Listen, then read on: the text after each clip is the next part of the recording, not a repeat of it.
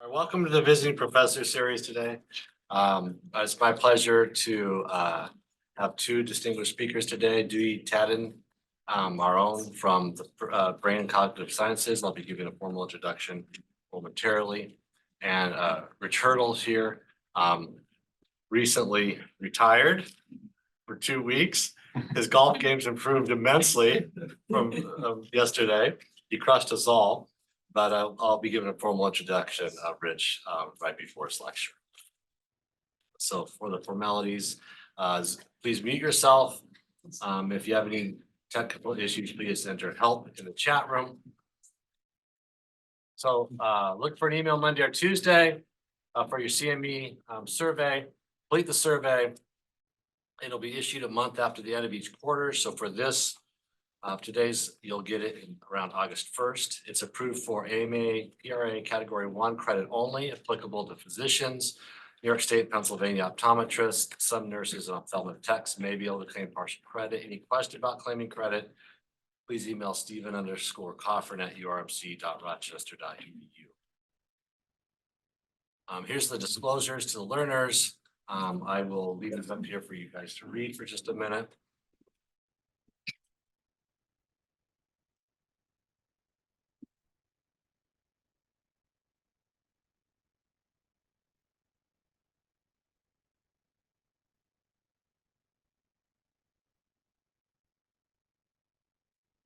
Disclosure to the learners, the University of Rochester School of Medicine and Dentistry is accredited by the Accreditation Council for Continuing Medical Education to provide continuing medical education for physicians. The University of Rochester School of Medicine and Dentistry designates this live activity for 3.0 AMA PRA Category 1 credits, and you should only claim the credits commensurate with participation.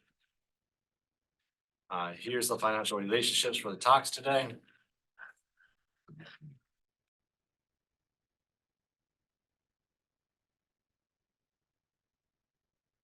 Vendor will start with a research spotlight by Dr. Tadin, followed by a short question and answer session.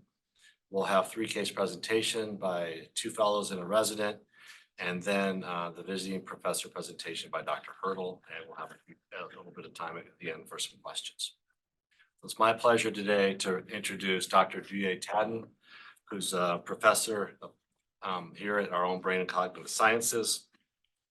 He holds a secondary appointment as professor of ophthalmology at the Flaum Institute, professor of neuroscience, and professor at the UVaR Center for Visual Science, where he's the training director. He's been a frequent collaborator with FEI Director Richard Research. Crystal Huxland has been or is currently co-investigator on National Eye Institute grants related to visual retraining in cortically blind patients.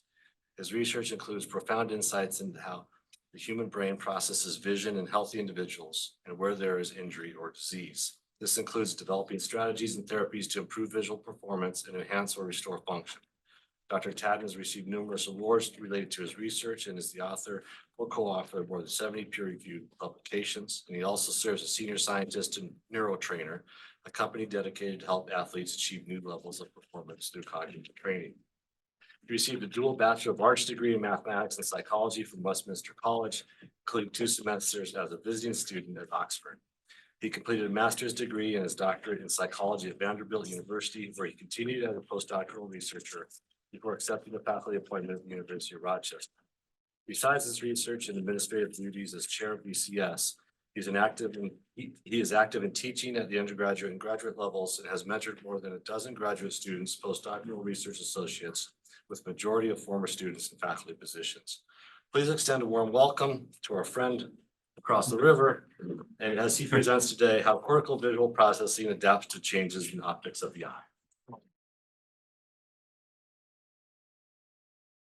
So this is a talk have been wanting to give for some time, and the title, I think I'm going to ignore that title because the real title I want to talk about is what eye scientists and clinicians should care, why they should care about the brain, and why brain scientists, and I count myself as one of those, should care about the eye. And this is a bit of a red herring for this crowd because I think what I like about Rochester, we have a lot of interconnection between brain scientists and eye scientists, but it's still, there's a point about sort of different approaches to the problem and different sort of ecosystems in which we work that tend to sort of shape how we think about it. And I think having fewer cross connections between people that walk with this beautiful instrument called the eye and people that walk with this, this lump of tissue called the brain. And what's really kind of remarkable in people that work in this part of the system, they tend to be in departments of ophthalmology and schools of optometry, and people that work here tend to be in departments of neuroscience. I'm in the Department of Brain and Cognitive Sciences. My degree is in psychology. Don't ask me for any advice, please.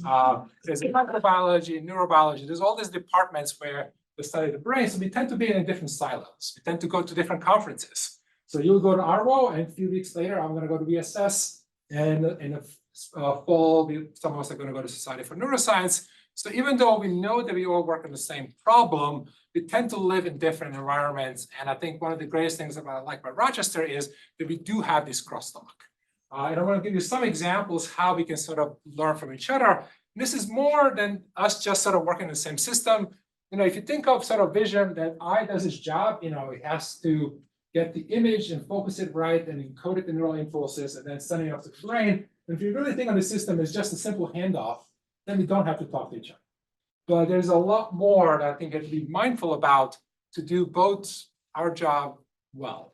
And what I really mean here is, going back to visual system, in the eye does, of course, more than just focusing an image and turning light into neural impulses. It has to deal with a lot of different issues, things like aberrations, scatter, diffractions. Some of these are fixed, some of these are very variable, like eye movements. We have a lot of work at U of R showing how there's even tiny eye movements where you don't think your eye is moving have a massive impact on how the information is encoded. There's a big non-uniformity, of course, the phobia, neural noise, I'll come back to it. And of course, we go from a 3D world to a flat 2D projection. On the other side, the brain itself is not a static machine. It changes all the time. There's development. There's things like cortical modification. Attention affects how you process information.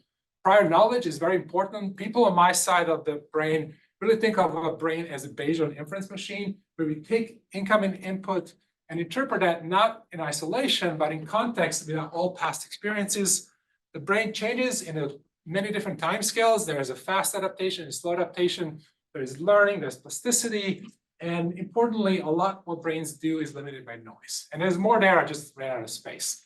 And one of my quotes that I really like is, there's a Heraclitus, I think most students could probably pronounce it better than me. And there's this famous quote that people know that, no person can ever steps in the same river twice. That's the first part of the quote.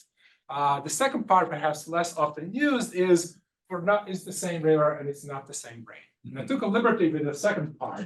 But I think the meaning here is the same, is the river, of course, changes, but even if you step in a different location there, your brain is different.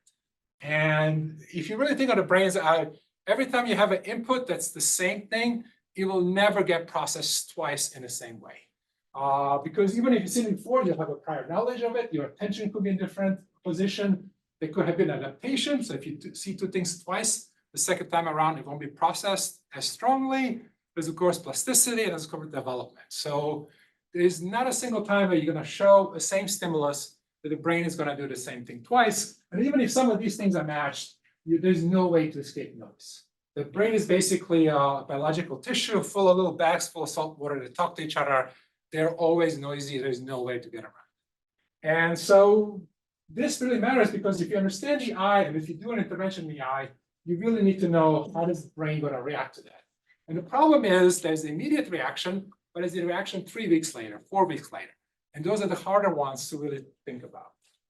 So another thing I want to point out about the brain, and I love showing this slide. I think it's my favorite slide to show to undergraduates. We take vision for granted. We open our eyes and we see, and it's easy. Something like math, we think it's super hard, but computationally, math is trivially easy. My phone can do most of the math that I cannot do, but my phone cannot do vision in what I do. If you look at this, is a primate cortex flattened out all the colored areas, areas involved in visual perception.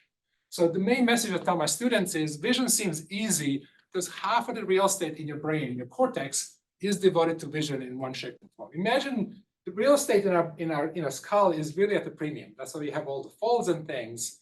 And the fact that we devote about half of that to vision tells us two things. One, how important that problem to us is, and two, how hard it is. And so it feels easy because we have all of this working for us. The biggest area in the brain is V1. All right.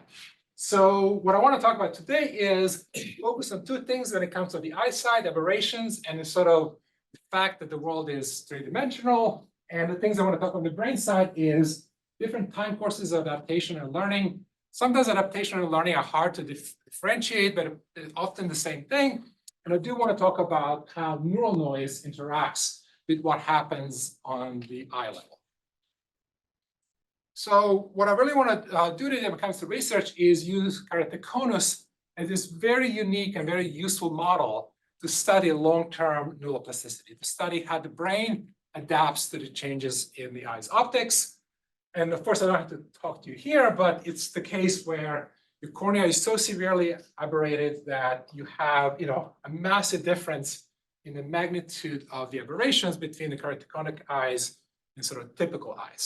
And why is this a useful model? There are 4 reasons why it really kind of works extremely well in this case. Number 1, these aberrations are severe and cannot be corrected in sort of simple ways. There are ways with scleral lenses and things, but I wouldn't call those simple by any way. What's also important is that these aberrations are relatively stable. So we have a case where the brain is exposed to atypical visual input for sometimes years at a time. And the other part is it's late onset, so which means there's a whole visual system development. It happens normally, and when keratoconus happens, it happens to an adult visual system that's already learned all the things it needs to learn. This is not to say development is not interesting, but it just makes a task easier because we don't have to differentiate between the effects of development and effects of any plasticity that the brain may have in response to keratoconus. And this is my favorite, of course, is completely correctable in a lab. And of course, what I'm talking about here is adaptive optics. And really how often you have a medical condition that's really hard to treat, but you can take the person in a lab and you flip the switch, you completely eliminate the sort of the main cause of the condition. And of course, you can do this with keratoconus because you can take somebody with strong aberrations, you can correct for them, give them diffraction limited vision.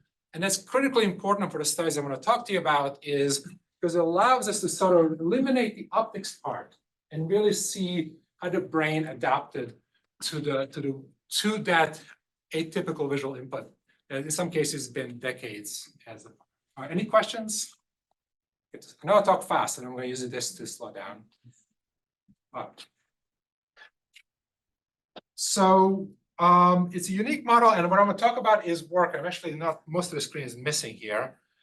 So this is work that I've done with Gunyang Yoon. When we first started working on it, this was 2 or 3 hours ago. I couldn't even pronounce keratoconus. I think I talked to him. It was very interesting. I'm a psychophysicist. That's my primary training.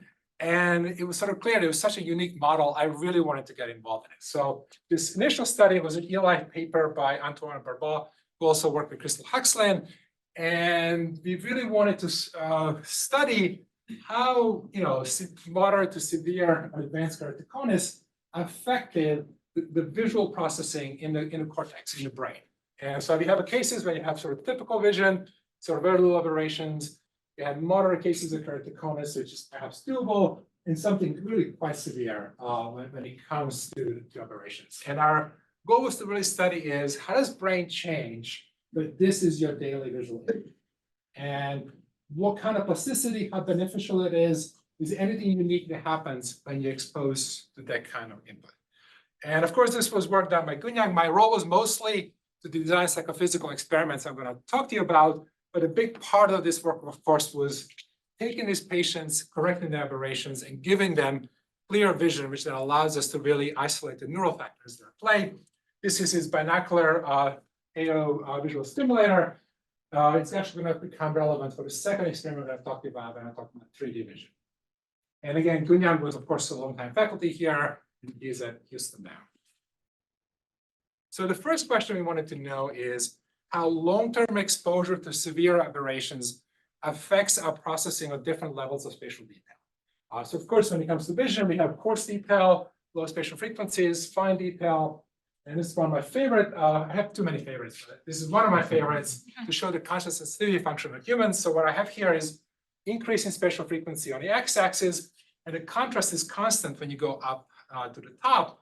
But I imagine most of you don't see this sort of constant shape. You have one that sort of peaks this way. And if you're in the front, you probably peaks here. If you're in the back, it probably peaks there. But if you sort of trace out what you see, you get this very stereotypical shape of a contrast sensitivity function for humans. So our question was, how does this change if you're somebody who has severe keratoconus? And the prediction is, and of course, in this and all the experiments except for one, when I'm talking about vision, I'm talking about AO-corrected vision. So in all cases, both the controls and the patients, we put them in AO, we give them clear vision, and any residual deficits are not optical, they're going to be deficits in the neural processing of that information. And to kind of preview, they're actually not always deficits, sometimes they're actually enhancements. And the clear prediction for us is, if these aberrations mostly affect high spatial frequencies, we expect that we remeasure compensating function in these patients. Even under clear visual conditions, they're still going to show a deficits in this fine spatial detail, because that's the detail that's missing from their visual diet. And this happens a lot. If you look at amblyopia, if you look at aging, these high spatial frequencies fall off first. And of course, that's not going to be the whole story, as you can probably get a sense from my preview. How did we do this? We did a very simple contrast sensitivity experiment. We've shown different gradings or different spatial frequencies, asked people if it's tilted left or to right, and then decrease the contrast if they got it correct, and increase if they got it wrong. And then we can kind of get the data to trace out the full contrast sensitivity curve. So here's the data. What I'm going to show you is spatial frequency on the x-axis, basically fine detail here, of course, there, and the contrast sensitivity here. So we had, in this case, 5 controls and 6 keratoconus patients. And if you look at this part of the curve, we got what we expected. Basically, the blue is the controls, very nice contrast sensitivity, falls up at about 30 cycles per degree. And the patients have a worse contrast sensitivity than controls. And of course, I have to reemphasize that both had the same quality of the visual input on the retina. We've bypassed their aberrations, gave them diffraction limited vision in both cases, but patients nonetheless did worse. And explanation here is because the visual system hasn't had a good diet of fine detail over the years, the brain just sort of lost the ability to process that. Right, that was the expected part. The surprising part was here in the coarse detail. So again, the controls drop off. You have this sort of low spatial frequency plateau. That's very typical. But we have a case that patients are actually doing better with coarse detail than controls. And if you measure the area under this curve, which is taken as sort of a general measure of contrast sensitivity, it doesn't differ at all between patients and controls. So somehow they shifted their resources from processing fine detail, which was sort of lacking in the input, to processing coarse detail. So this is really an effect of cortical plasticity in this case.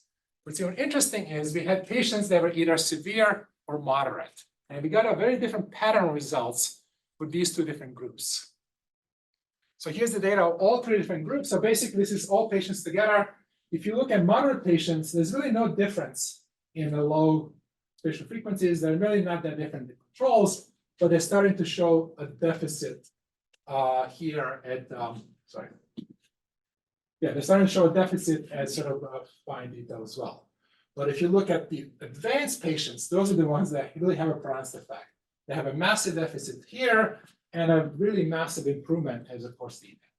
And so essentially, we found a case where being exposed to this essentially atypical visual input shifted the cortical resources to process the details that are essentially better quality and essentially ignore the details that are sort of higher quality. So that's a nice part of the result. It doesn't tell us how is brain able to do this. We can't just magically come up with new cells that are selected to low spatial frequencies and maybe kill off the cells that are selected high spatial frequencies. So there's got to be something else that allowed the brain to do this, and this was the hardest part of the study. So what we really were thinking about is this really key limitations in visual processing and essentially any brain processing in general, that the brain is noisy. There's no way around it. You have, like I said before, bags full of salt water talking to each other. It's amazing we can do even half of the things we do, given that that's a fact of what the brain does. And that noise is a key limiting factor, but the brain has ways of managing that and sort of through often perceptual learning, when you get better at tasks, the noise decreases and often gives you the sort of ability to do your task better. So our thinking was, can we look at the sort of noise processing in the brain for different spatial frequencies? And we use this paradigm, and bear with me for another maybe 4 minutes, because it's a tricky thing to kind of get, but once you get it, it really, I hope, makes sense pretty naturally. So when we do this, we try to estimate how noisy is your brain processing, especially if you use behavior. That's not an easy task to do. I can't just ask you, is your brain noisy or not? Everybody's going to tell you it is. So what we have is we have a signal that we want people to detect, usually oriented grading. We pair the signal with different levels of noise. And the way I'm going to depict the noise is you have low level noise here, high level of noise there. And then we combine them together. Basically, if you combine a strong signal with no noise, you still have a strong signal. If you add more noise, the task gets harder. So pretty straightforward right now. So why is this a useful way to estimate how noisy your brain is? And this is what I'm going to show you next. So I wish I could show the bottom. So this is case A, which says low internal noise, and this graphic shows low noise. This is case B, somebody with high internal noise, and that's what this graphic shows. In our study, we're going to be looking at within individual subjects. We've done other work, for example, we have clean data showing that patients with schizophrenia, one of the key differences in their visual processing is that it's extremely noisy. So they will fit in this category here. So how do we estimate this if you want to take a less noisy system? And what we want to do is add noise to this signal. So we have low levels of noise here, high levels of noise there. And then we combine that with sort of the internal noise of the system. And you can kind of see at this low levels of external noise, what's going to dominate your processing is going to be the internal noise in the brain. And as the external noise gets bigger, that what dominates your processing is the external noise itself. And if you sort of trace out where the person's performance would be, you could get a curve like this. It's always going to have a flat area here, and it's going to have a swoop to the right side. So that's a sort of a less noisy brain. Imagine a noisier brain. Okay, so in this case, performance is going to be limited by the internal noise because the external noise is just not high enough to really do anything. Basically, it doesn't add enough, doesn't overcome the internal noise. In this case, the external noise becomes so relatively large compared to the internal one, and that starts limiting performance. And so this is the part of the curve where your performance is limited to external noise. So I want to contrast that with a case when you have a fairly noisy brain. And in this case, you add the same amount of external noise, and I hope you can kind of see that it takes longer before the external noise starts making a difference because the internal noise is already high. It's almost like if you have a noise-free brain, then even little noise you add to it is going to affect the performance. If you have a very noisy brain, you're going to have to add quite a bit of noise before the brain starts feeling the effect of the noise. And if you take these two curves together, you plot them, you get this very stereotyped difference that if you have two systems differing in internal noise, they're mostly going to differ in the flat part here. Any questions about this method? So it's almost, think of an analogy. If you go to a quiet concert hall and listening to maybe not a rock concert, something very quiet, if the air conditioning is broken in the concert hall, you're going to hear it. It's going to affect your enjoyment of the music. Let's say you go back to the same concert hall and you have a large rock concert, crazy levels of noise. That broken air conditioner is not going to affect your enjoyment at all because it's just going to be drawn out by the noise in the system. And that's basically the same thing here. Right, I got one laugh, that means it's working. So this is the added noise bit. We can also look at the different case where the curves look here. And you get a difference here is, I'm not going to go into a lot of detail there. This shows that these two systems differ in their ability to filter out the external noise. So just because there's a noise in the system, you can use your resources like attention, for example, to focus on a relevant signal and ignore the noise itself. So you can go to a concert and you have a broken air conditioner, you can try to ignore it and pay attention to the musicians, and that will actually make it better and noise is going to have less of an effect.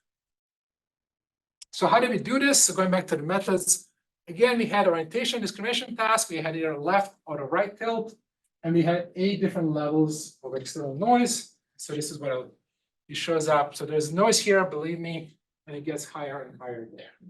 And then it will sandwich a signal between two different levels of noise. So here is a noise frame, a signal frame, and a noise frame, and be very how strong the noise is. By doing this very fast, essentially these two blend together.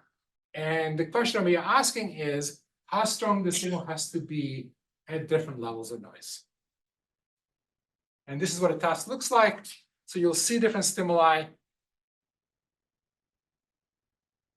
So they vary in their contrast and vary the amount of noise.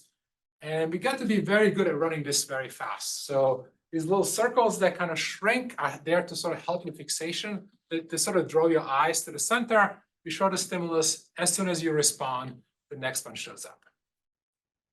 I'm going to go very quickly. I'm not going to go over math. So we fit the data with the perceptual template model.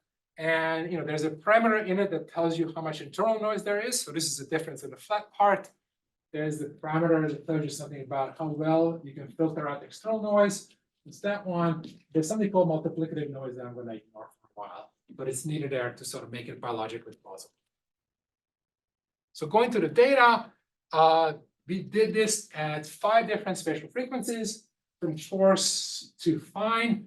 And I really want to highlight Unju Park. She was a graduate student at the time, went to University of Washington for a postdoc, and I just started the faculty position at Georgia Tech.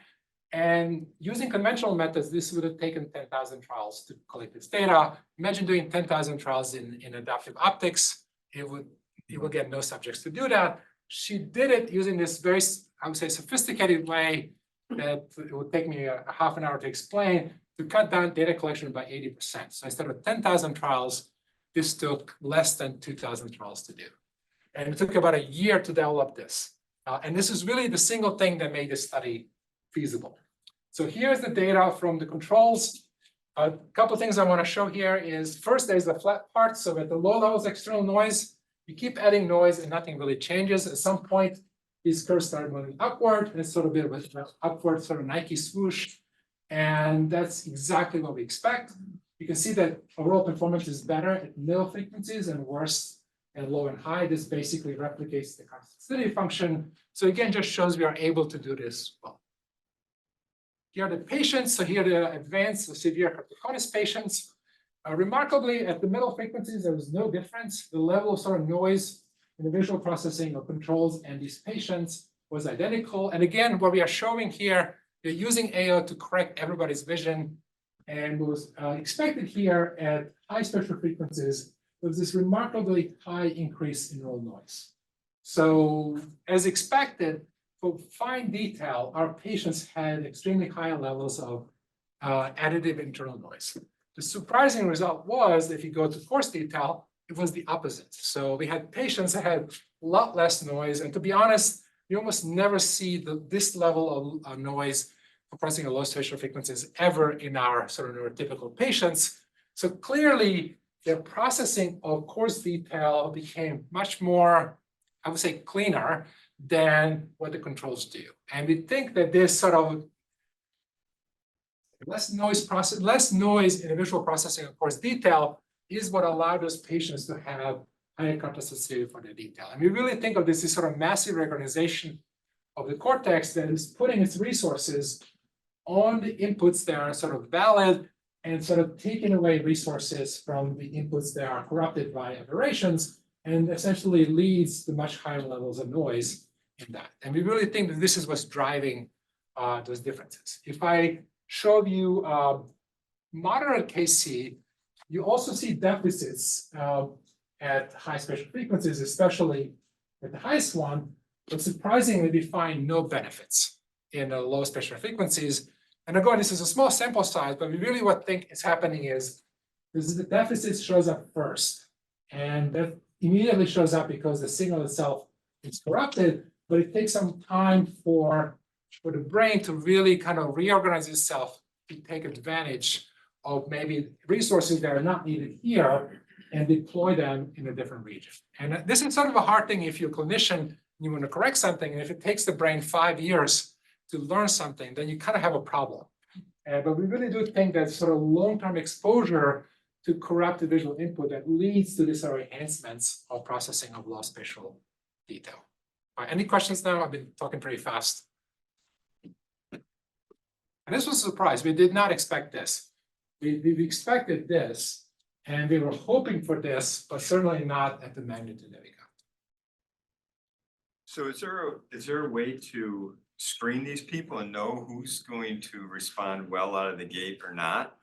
I would say not now. Another thing that Gunyang is doing is actually doing perceptual learning with these patients. So instead of, these are the patients that just got there, that didn't really do anything extra. The idea is to, you can give people AO to walk around, but you can get them customized scleral lenses. And the idea is that if you pair that with some visual tasks, can you accelerate this? So the answer is kind of hard to screen. I think what we see is the worse your condition is, and the longer you had it, the better you do. But you don't want that kind of screening. So we really want to do, the best kind of screening would be who can actually have a task and what kind of task you want to learn to speed up some kind of readjustment of sort of visual resources. Yeah, Rachel?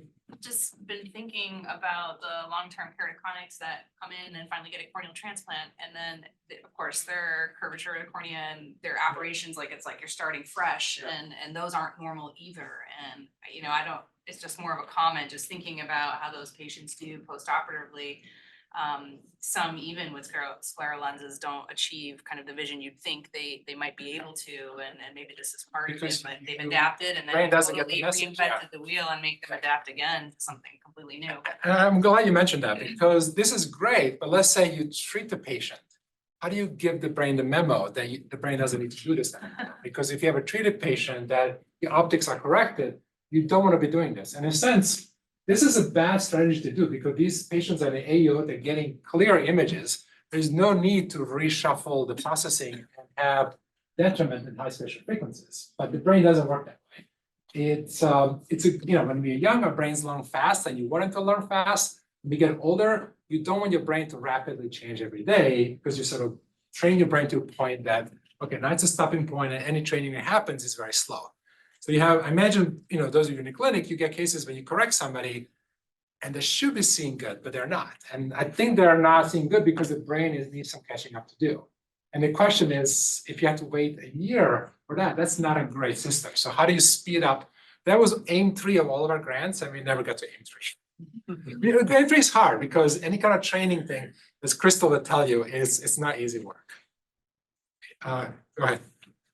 So there's been several studies showing that perceptual learning using Bohr patches, which is basically monitored high spatial frequency stimuli in amblyopia, improves vision, as well as some other diseases, including nystagmus. So this data would suggest that what we're doing is redistributing the noise. Is that right? It's redistributing the okay, so that's hard. So of course, my guess is redistributing the resources to deal with the noise, to make the processing more efficient. And exactly how that happens, of course, for this is we just kind of guessing. So it could be like redistributing noise. If noise is sort of fixed thing, then if you have noise, basically like sweeping your dirt under the rug. It's like if you don't need it there, you're not going to see it. This is the best place for the noise to sit. Or if you have resources to deal with the noise and those resources are limited, you don't want to use them here. You want to use them there. Does the brain actually redistribute it like there's no energy that's either created or destroyed, it's all redistributed? Or is there a mechanism where their noise is actually suppressed? Is there neural circuitry that changes so if I could actually measure? So that would be, that's what people think that happens with training, is it's not, you find a way to deal with the noise and get rid of it. So it's not like sweeping your dirt under the rug, it's getting your dirt in the dustbin and get rid of it. And that's what you really want. And I think when people think of sort of training interventions, I think that's what's happening. Maybe perceptual learning. So this whole framework of this modeling came out of perceptual learning literature, because people got better and they wanted to know why. And I think in this case, it's exactly what you said, is if you get rid of, I don't know if you get rid of noise, but you make the processing more efficient, it's not as noisy to begin with. Right.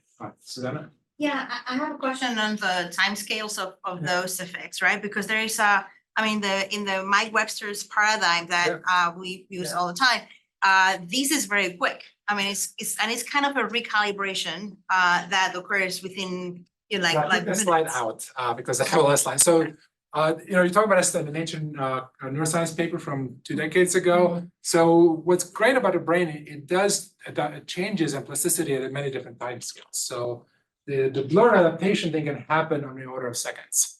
So you see one blurry and one sharp image, and then you adapt to those and you see 2 neutral images. And then if you saw a blurry image, the neutral image will look sharper and vice versa. And that happens on the order of seconds. And this we think is happening on order of years. And so we call it plasticity in both cases. Adaptation mechanisms, biological mechanisms must be completely different. And so that's the kind of the thing. And on the surface, we see changes. Going from these changes to actual neural mechanisms is sort of one of the harder questions that I want to answer today. So this is a good non-answer to your question. All right. So I got a breather now, which is good. So please ask questions. So I'm gonna, how much time? When do I need to finish? Soon, okay. So I'm gonna skip the modeling, because I'm gonna just go here. So, when we really looked at this, difference for controls is we found that the patients had about 30% less internal noise for low spatial frequencies and about 50% more internal noise for high spatial frequencies. Exactly how they got there, we didn't, but we were really surprised how big these effects are. And so conclusion of this part is really just the title of the paper, functional relocation of sensory processing resources caused by long-term no adaptation to altered optics. It's a mouthful, but the idea is the visual system is not static. And if you expose the visual system to bad optics, the brain's not just going to give up and do nothing. It will try to adapt to that and extract as much useful information as it possibly can.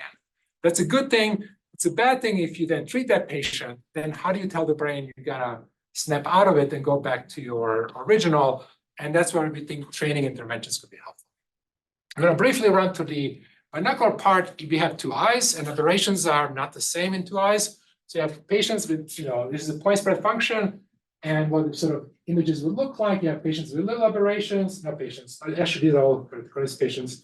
You have patients who have aberrations very different into different eyes, and you have patients with strong aberrations very similar in 2 eyes. And so how does this affect our ability to see 3D?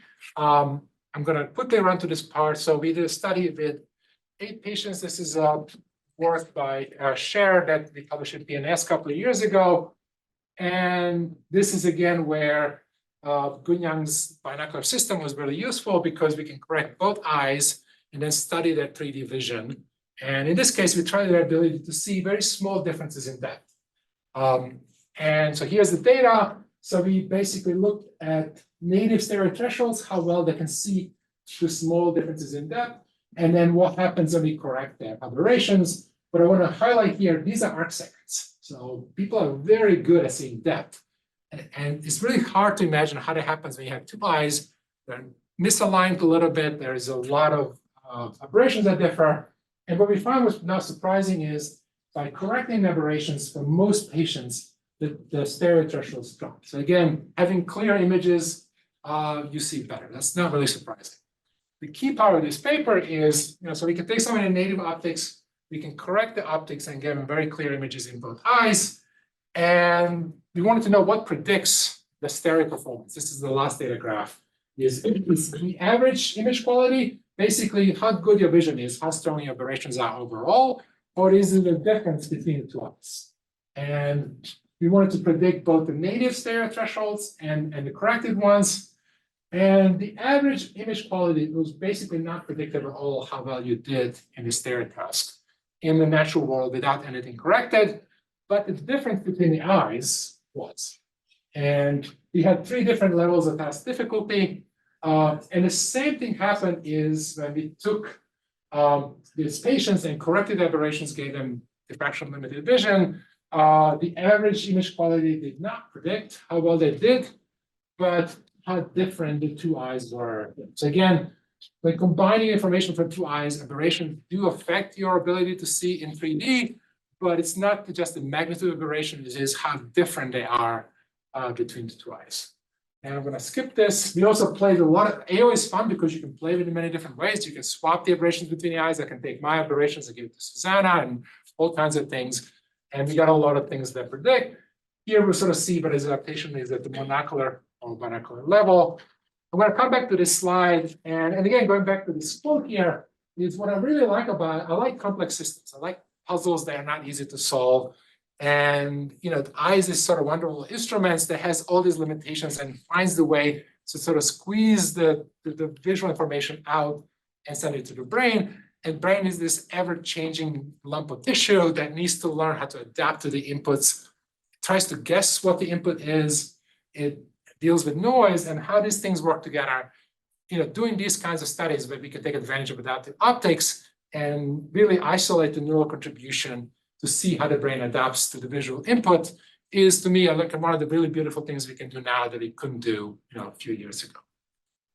And just to thank all of these were postdocs and students so Cher was a postdoc with Gunyang, Unju was a postdoc student with me, and Antoine was working with Crystal, and the faculty involved. I put Gunyang in bold because it was the main collaborator there.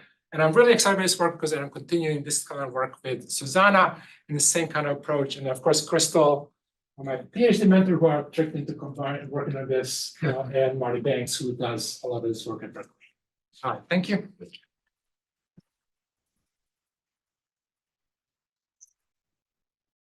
Sorry for rushing through this, That's but right. yeah. Appreciate it. Yeah. Thank you very Yeah. much. One question?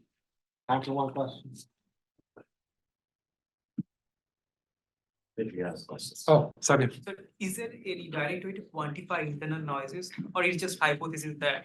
You can quantify relative changes in noise. So I can't tell you what your noise is, but I can compare you to somebody else and see what the relative difference is, because it's essentially arbitrary units. And what's great, you can change, if you have an intervention, you can track differences in noise over time, which I think is a key thing. Thank you. Good question. Thanks to you. And now we'd like to go to the clinical presentations. It's my pleasure to introduce Dr. Gura Shatan-Navar, who is an ocular genetics fellow at the Flaum Eye Institute and comes from the LV Prasad Eye Institute. She completed her basic medical education at Bangalore Medical College and Research Institute. She followed this with residency training in ophthalmology at LV Prasad. During her long-term clinical fellowship in strabismus, pediatric and neuro-ophthalmology at LVP, she acquired clinical and surgical skills in managing children with a variety of conditions. She has several publications to her name in peer-reviewed journals. She has a keen interest in clinical research in pediatric cataracts and their associations. She says that she feels deeply honored to be part of the FBI community and is especially grateful for the guidance of Dr. Levin, Dr. Payton, Janina, and Celeste. In addition to the captivating seasons and academic pursuits, she says that she has found Rochester and FBI to be incredibly welcoming and nurturing, and we're really glad you're here. Welcome, Guru.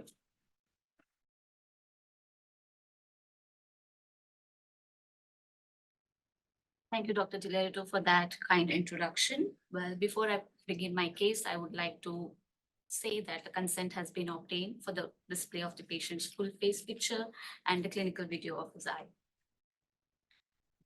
Well, my patient is a 70-year-old gentleman who presented with horizontal nystagmus since birth, and he also has a history of childhood onset esotropia. He gives a history of undergoing cataract surgery in both eyes 4 years ago. He did not have any surgery for his nystagmus or the esotropia. His systemic history is significant for hypertension and dyslipidemia, and he is referred in for the treatment trial of gabapentin for nystagmus.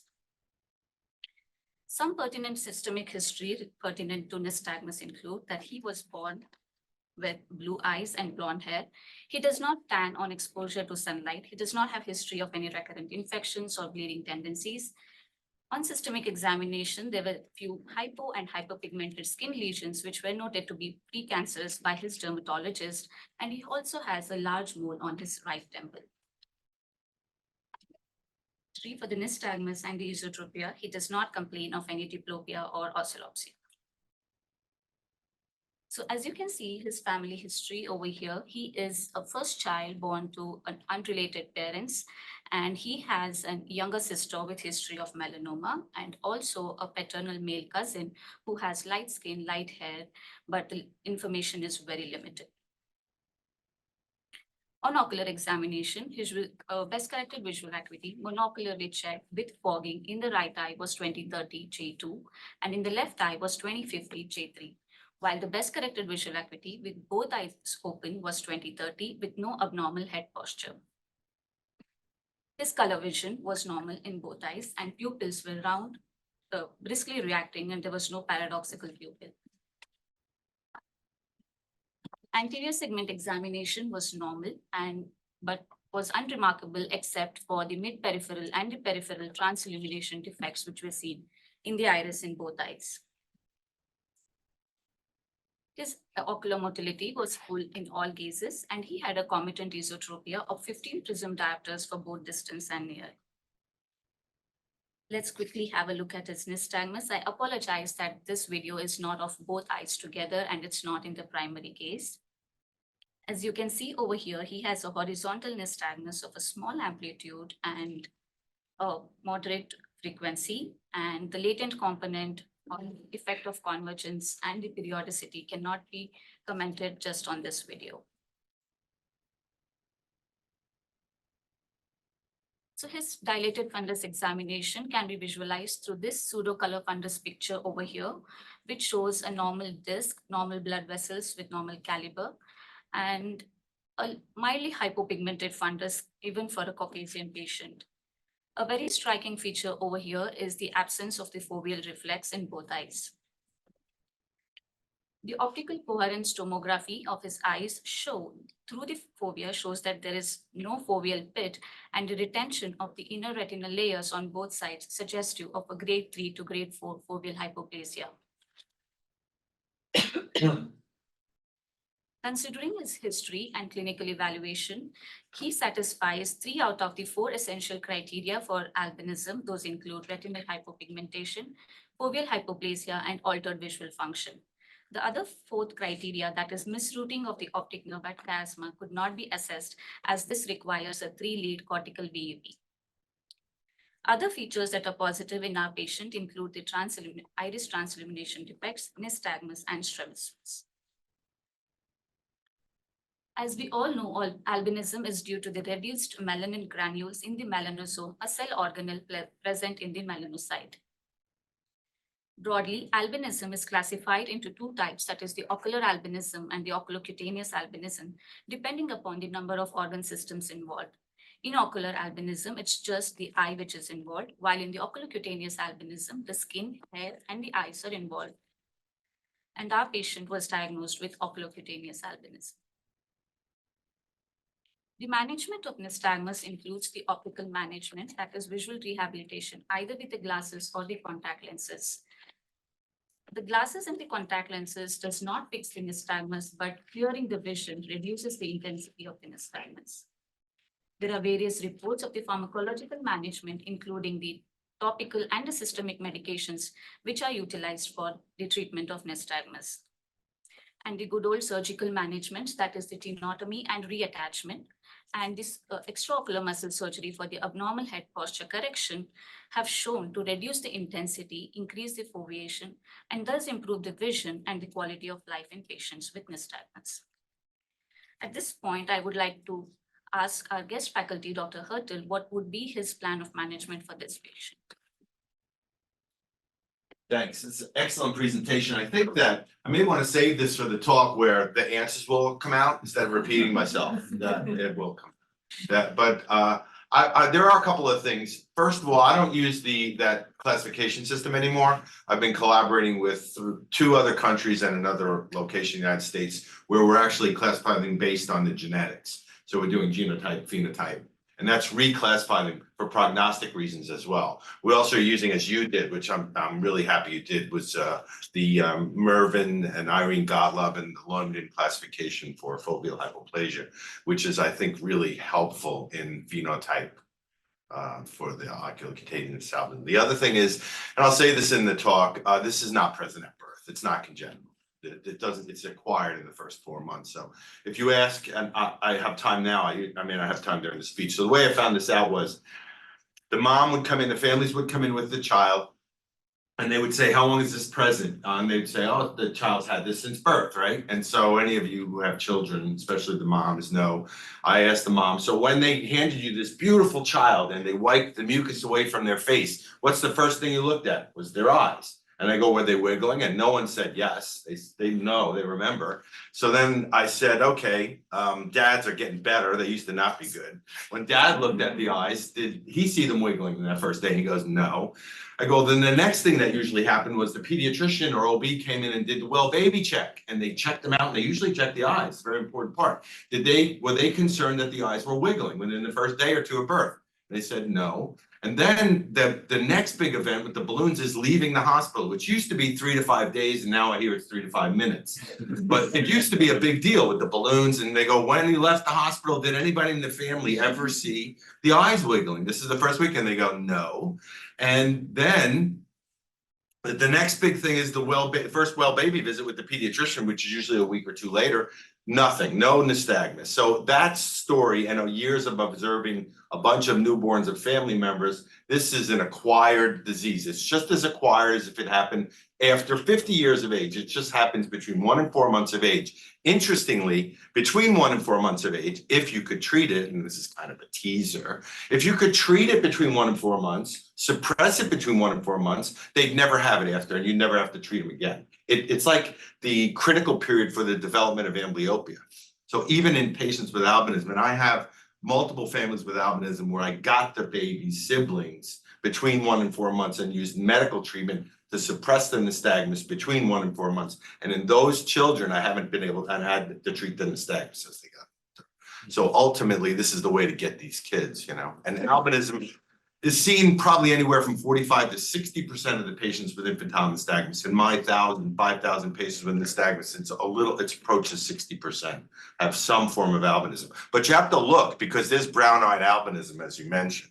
And I think the ocular characteristics are the most important, especially the fovea. And we're less good at looking at the optic nerve, but the fovea for sure. Which we of course use genotype, but we left that out to give you some time here. Okay, all right. But genotype aside, a patient with that macula on OCT is seen 20/30. Structure doesn't equal function in kids. How does that happen? Structure doesn't equal function in children. You cannot, we were talking with the residents about hope. I don't care what the eye looks like. I can show you eyes of albinism that have no fovea, nothing, and no pigment in the fovea, and they're driving 20/70 because they've been treated early with everything. The reason that kids with OCA type 1, previous type 1, were told they needed a dog or a cane is because they were told they needed a dog or a cane and nothing was done for them. Not even given their glasses, +6 SIL, nothing. No treatment of amblyopia, no treatment of strabismus, no treatment of their nystagmus. And so if you treat these patients when they're young aggressively, they don't have to be 2200. Now, there are some that are really bad, but for the majority of the patients, you cannot use the appearance of the retina in children for any disease in child. I'm not just talking about albinism. You can't use the structure of the eye to determine the function of the child. It doesn't match. And it doesn't match because the eye is part of the brain, and you can't correlate structure with function. If you could, then all of we wouldn't need functional MRI, would we? We could just look at the brain or an MRI and say, oh, I use the analogy of lifting the hood of the car up and say, I'm lifting the hood of the car up and the engine looks perfect, but I get in there and I turn the key and it goes click. Or I lift the hood of the car up and it was my college car where everything looked terrible. Maybe even missing a spark plug. I used to push it down the road to start it, and it would start. And so you can't look at the engine for sure, say it's going to work or not work. And so the brain and the parts of the brain, especially the eye, right? Here you got this 50-year-old guy. Mm-hmm. He wants to do something about his nystagmus. Well, why does he have symptoms? Isn't that interesting that he has symptoms? So I wrote a paper and I was trying to look it up quickly. I don't remember all of them. This is in the late 90s. It's called adult onset oscillopsia, decompensation from childhood infantile nystagmus, which happens when you change the visual system. So if you change the visual system, Now, 20 to 23% of patients with infantile nystagmus will experience oscillopsia under certain situations like low level illumination, eccentric gaze, illness, a medication, another disease. But in adults, if you change the visual system, they get a retinal detachment. This patient had cataract surgery, right? And so we think, nothing bad visually can happen from cataract surgery. I'm not talking about complication from surgery. Nothing bad, but in patients, and this is again, I'm so glad you're up here talking. We don't know what the brain does. The brain has been used to this oscillation and used to the image size and the image motion and the frequency across it. You start to change that and they start to get oscillopsia. So my best guess is that he probably has some intermittent oscillopsia unless he has some medical disease we don't know about or a medication or he's doing something he's not telling you about. I don't know, maybe I asked him, in confidence, are you doing something? If he's not, then it may be related to the pseudophakia and that's his onset. And he does have oscillopsia, then I would treat him. How would you treat him? I'll talk the same way we're gonna talk about it. Medically, optically, and surgically. I just want to correct one thing you said. Yes. The brain is part of the eye. Yeah. It's not the other way. With all due respect. It depends on where you're standing. If I'm standing at the top of the mountain, I see a valley. If I'm standing in the valley, I see the top of the mountain. Well, our patient elected to try gabapentin and he was started for 300 milligram twice daily for a week and then increased gradually to 600 milligram twice daily over a period of 1 month. And he deferred any intervention for the esotropia and there were some insurance concerns for his genetic testing and he opted out of the genetic testing. So this is evidence by McLean et al. Who wrote in 2007 that there is a statistical significance improvement in visual acuity and nystagmus amplitude in a randomized controlled trial comparing the gabapentin and the memantine. And there are other medications which are used for the pharmacologic management of nystagmus, which include clonazepam, baclofen, acetosalamide, and even the topical torsolamide. I would not dwell upon more over here and let Dr. Hertle do his talk. Gabapentin is a terrible medication. It really, I don't know, I'm not suggesting everyone try every medication they prescribe, but pay attention to your patients. And I wouldn't start with it. I think that my regimen for medication is I try baclofen, which has been well used for years and years. In most patients with albinism, unless they have a periodic component, which I'll talk about, that baclofen may or may not help them. But I think that, so I'll use baclofen and then I'll use topical brinzolamide to try that. But this patient really would benefit from surgery. I think that, just treating the esotropia, even if you didn't do all 4 muscles, I would treat that. They would really benefit from it. And I think genetic diagnosis is really important. I think that the new way to understand not only prognosis, and I think Alex would agree, not only prognosis, but further intervention with gene transfer therapy in some form or another, really relies on accurate consolidation of genotype, phenotype in relatively rare diseases. And using big data, AI, and multi-center collaboration is the way to go with phenotype, genotype. Dr. Williams, you here? Yeah. What's your thoughts on gabapentin? You were the prescribing doctor. Yeah, so it's really based on that study. So memantine, I used to just talk about both, they're about the same side effect profile, but memantine, several years after that paper, there was an FDA report of that you really can't go to the final dose of 40 milligrams divided because of problems with aplastic anemia and elevated liver function tests. So they really recommended not going above 20, which I never found help these. So I've actually had some patients were treated with gabapentin who did have improved visual acuity. So this patient doesn't have oscillopsia. He just has blurred vision. Why he came at 50, I don't know. But, it's very hard to know, if this is going to be improving him or not. But he does not want surgery, not for the esotropia, not for anything. So. Yeah, that's all right.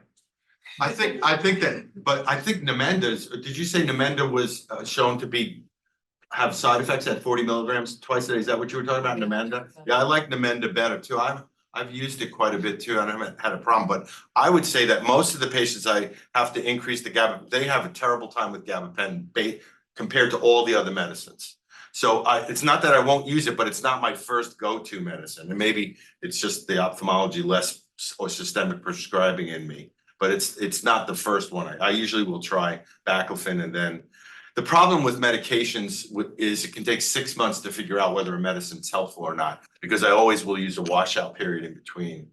to see if a particular medicine's helping him. And it's again, the symptoms are very curious, but blurring may mean he's just not describing the oscillopsia correctly. I don't know. Maybe it's the noise in his brain, maybe his brain's response after character, Yeah. nothing's changed in there that is not. It's, yeah, it may be. I think that the other thing that really helps with this is, would we be having the same discussion if we were talking about a heart arrhythmia without an EKG all the time, right? You get an EKG to diagnose it, you get an EKG to see what happened with the medication, you get an EKG to associate that with the symptoms. So what I do with these patients, I get eye movement recordings and I make the diagnosis, because maybe he doesn't have infantile nystagmus. He may have the infantile esotropia syndrome with fusion maldevelopment nystagmus. It's a totally different disease, doesn't respond to those medications. And the only way to diagnose that is with eye movement recordings. You don't know he has INS, because INS with a latent component and fusion maldevelopment nystagmus look exactly the same clinically, and I'll show you that in the talk. So we don't know what type of nystagmus this patient has. But he should switch, right? With occlusion, he should beat away. Did you say he had a latent component? He didn't for me. He did not have a latent component. All right, but the chances are that he may not have that, then he may not have fusion maldevelopment. You can still see it on eye movement recordings and not see it clinically, but a gross, that's a good sign that he doesn't have it. But it's easier. I'm not saying that you're doing the best we can with what we have, right? Before we had EKGs, we did the best what we had with cardiology, but it's easier to pinpoint and organize your diagnosis and see what the follow-up is and the effect it's having if you can follow it, the arrhythmia with an arrhythmic evaluation. I guess you'll be talking about this later, but we don't have eye movement recordings here. Most places don't have them. Most time the pediatrician says, that's not gonna affect what I'm gonna do. Right. And question is, how valuable is that? Something like 3D VP, I think is very valuable, and I use that on all my patients. We don't have that right now, or we'll have it soon. Yeah, we do the VEPs on everybody too. I have a whole separate talk on that, a whole separate 40-minute talk on the value of eye movement recordings and what they can do for you neuroophthalmologically and neurologically and from an oculomotor point of view and how they can help guide your treatment. I have an entire talk on that. All I can say is that it makes the same difference in those of us who use it, the few who use it, as it does the cardiologist with heart disease. And as the world gets better at using eye movement recordings, they will look at this historically as, I can't believe I didn't use it, just like EKGs. We do the best we can without it, but it's not the best we can. The best we can is to study the oscillation, to look at the oscillation. I'll show you a little bit of that. Someday it will. Right now I'm working with, as part of my still connection with medicine, I'm working with iLink to do a segregation and interpretation software program for eye movement recordings, so that the average clinician can look at an eye movement recording and say, this is INS, this is FMNS, this is neurologically significant nystagmus, they have a null position right gaze, and we're working that out. We're trying to do that at this point. I think it will be very helpful, because if you think about the difference that OCT has made with interpretive software and segregation to ophthalmology, as opposed to if it was only qualitative, if there was no quantitative analysis directly in the output of the software, then ophthalmology would be using it much less in a much less efficient way. So I think to have the quantitative software output in the eye movement recordings will allow us to sell it to the average pediatric ophthalmologist community, or I'm hoping that happens in the next 3 to 5 years, Is the 3-lead VEP an essential for the diagnosis, and does it help in prognosis or change in management? I think it helps in phenotype-genotype characterization, because you'd be surprised how much the misrouting is variable. It's also important in the continuum from foveal hypoplasia with normal pigmentation to foveal hypoplasia with albinism. It's really helpful genetically, and then to streamline your testing. It's a test which can often make the difference between what genetic test is appropriate for a patient. Yeah, I think it's, all of the electrophysiology is really important. How important that is to the person doing the interpretation time and future, what we need it for. I have some kids that I'm not sure they have albinism. They may have some grade 1 foveal hypoplasia, but I see that in retinal disease too. Primary retinal dystrophies, we can see an interretinal disease where there's a grade 1 foveal hypoplasia. And I'm like, is it or isn't it? And you get the VEP, and I think it can be very helpful. And the last one, I discussed a little bit about preemptive treatment I think the way to go is to use the knowledge we have to treat earlier. Because anybody who deals with pediatrics understands that the earlier and more aggressively we treat developmental diseases during development, the better result we get. And so waiting to treat a 50-year-old who even refuses good treatment, right, is better. If we got this person when he was 2 or 3 and did his procedures for his esotropy, which people do and don't even realize they're treating the nystagmus, then he would be better. Now, maybe he wouldn't have what is most likely pseudophakic induced oscillopsia. That's probably the most likely reason. He may have been, and it may have been anisoconia related. A lot of these patients have huge amounts of hyperopia and SIL. So now we put an IOL in, and I bet the image size, I forget all the details of my optics, but I bet the image size is less on his retina, which means as the eye's going back and forth, the image size is much less. He's not getting as much image. His brain's going, hey, there's less here. And just concluding at follow-up 8 months, he has good vision and he's doing well on gabapentin with minimal nystagmus. And since he has a precancerous skin lesion, he's been advised full-time sunblock with minimum SPF of 30. And to all patients, we refer to NOAA, that is National Organization for Albinism and Hyperpigmentation. It's a family and a patient-driven support group that not only provides the information to the patients, but also support to the affected family members and the patients. Thank you. Now it's my pleasure to introduce Dr. Oren Altenkaya, who is Flaum's first pediatric ophthalmology fellow. He grew up in Turkey and went to Edge Medical School in Izmir, Turkey. And during his last year of medical school, he did a surgery rotation at Mount Sinai Medical Center in New York and a pediatric rotation at Texas Children's. After his rotations in the US, he returned to Turkey and completed his ophthalmology residency at the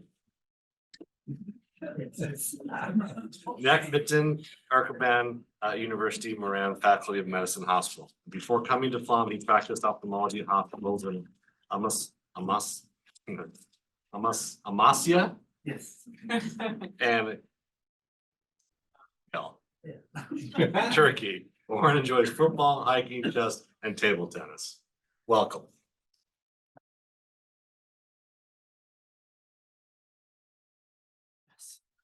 Good afternoon, everyone. I'm gonna present a case from our clinic. This is the 11 years old girl. The parents came to our clinic for the complaining of nystagmus is gradually getting worse as she's getting older. She has to turn her head to watch TV and struggling to read the small print books. And she states that words like jumping around on the page, and the parents also states that no constant his position of her. If we look at the past medical history of her, she had ADHD, asthma, born full term, and no developmental delay, no neurological issues. If you look at past surgical history, no, she has past surgical history, no family history. So all the meds that she's using for the ADHD and the asthma. Actually, this patient has been following in our clinic for 10 years. The first visit for our clinic when she was 3 months old. And in every 6 months follow-up, the parent states she had sometimes mild right head position and sometimes alternating when she focused at distance. And the last 1 year, despite she has stable refraction, she has been struggling near and far vision without constant head position. If we look at the examination, both eyes corrected visual acuity is 20/40s. The refraction is -3 plus 2.5 at 9 degrees, and with normal slit lamp exam and the Fancy exam. And this is her OCT with good looking fovea, no foveal aplasia. And she has ortho distance and near with a good stereo and with normal worth for that test. If you look at her 9 years photos, we can see there is no limitation in all adductions. And Here's the video.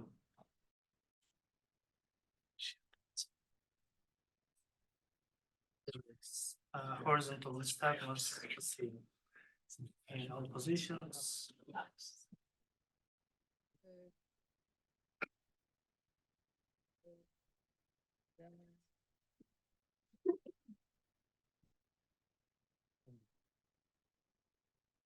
Down and right plate, very big right plate, and up and right. Can we get the plate? Excellent. So at this point, I want to ask you if you have any comments for this patient. Is there any additional workup for this patient, or what are the treatment options and expected outcomes for her? Yeah, so I think that, I was talking about before, so the workup that I do, and I'll talk about this I do an entire afferent system workup, which you've done. So I would do an ERG, even though she's 20/40, I would ask her about different functions, different levels of illumination. And the additional workup, recordings would be very helpful. There's two parts of the oculomotor exam that are really important in nystagmus patients. And one of them is very hard to do, and that's watch the patient for 5 minutes. Because that's probably 10 to 12 regular adult ophthalmic patients, right? 30 seconds to 60 seconds. So 5 full minutes of watching one patient's one part of one exam. And the reason is because 17% of this patient, up to a third in albinism, will have something called periodicity, where the nystagmus changes spontaneously in intensity or direction. And the only way to see that is to watch it. So what I've suggested to my clinician colleagues is to have a technician record the eye movements while the patient's looking straight ahead with the preferred eye fixing. So if there's strabismus, patch the non-preferred eye. Binocular patients, you don't need to do that. And have them record it for 5 minutes. Then you look at it straight ahead in distance. You can speed up the video and make sure there's no change in intensity or direction, because that could be one of the reasons for a spontaneously changing head position, variable nystagmus, variable acuities. The other thing is near. I didn't see what her nystagmus does at near, because vergence damping is an important part of the workup in patients who may require or would benefit from eye muscle surgery. Because if the patient damps at near, then about 40% of patients with infantile nystagmus will have vergence damping. And they actually damp with divergence as well as convergence, although we don't use that surgically.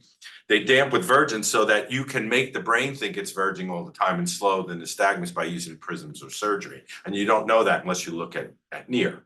And that's a very powerful tool for probably the most powerful tool to make patients with infantile nystagmus see better. But since she's having trouble at near, that her reading is what her complaints are, right? Mostly near. I doubt she has vergence damping. So if she has vergence damping, she would have more complaints at distance than near. So I think you've done a lot of the workup, although I see these patients, I tend to also, I'm so biased against albinism that I would almost work her up for it. Even though I don't see any, the retina looks good, the fovea looks good, she may have a mild case of it. The other thing that you can see with normal or in patients that foveas are usually not normal is FRMD7 gene, although it's usually X-linked, it may not always be that way. And so we're starting to find some inherent motor system problems in genetic problems in patients, but that's really, I wouldn't do that routinely on a She's a patient. girl, Yeah. so it's unlikely. But it's also, I think the ERG, we did a study when I was in Toronto, 20% of patients with nystagmus, where you don't have another cause, have an abnormal ERG for some reason. So I ERG everybody I'm not going to ERG kids got brain tumor. ERG everybody who has no obvious explanation. I'm not going to ERG kids got toxo, bilateral toxo, right? There's no explanation. Do an ERG and that can help a lot. Yeah, we use the Redival in all the kids. Yeah. It really works nice, the handheld one. Yeah, it's sensitive, not specific, but it's very sensitive. You get good recordings with it. And I wouldn't do genetic testing on this patient for albinism because you don't have a phenotype. You need a phenotype to interpret the genotype. So what treatment options do you have here? Again, medical, optical, and surgical, treatments. I offer the family all three. Medical treatments include the medications we discussed, topical and oral medications, optical treatment, glasses. Contact lenses are very powerful, and I'll talk about this in my talk, but they provide huge advantages. Increased clarity over glasses, the ability to use their head a little bit, if they still have to and not look through the edge of the lens or frame. You can tint them, which helps a lot. A lot of these patients have light sensitivity. And the fourth is the physical contact of the lens with the cornea slows the nystagmus. And so all patients improve with contact lenses. Actually, the two biggest things that I suggest to almost all my patients are contacts and surgery. Those are the two things. How do you do contacts if they got astigmatism? I've got toric lenses in, but I had a. So all you need is a toric soft lens. Yeah, but No. my lens wiggles. No, well, it does. Oh, okay, so in the it doesn't work. I have patients that fly around the world. My from head, my- doing something at home, I'm blurry. You're fine. A toric soft lens, AO lens, Cooper Vision lens, toric soft, no problem. Yeah. Tinted too, like gray tint. And if you were doing surgery for this patient, what would you do? Well, if she doesn't have virgin stamping and she doesn't have periodicity, and I can't elicit a null position, so you have to check for a null position. You know, you have to check yourself by turning the head and checking their vision and asking them whether they see better or not and looking at them over time.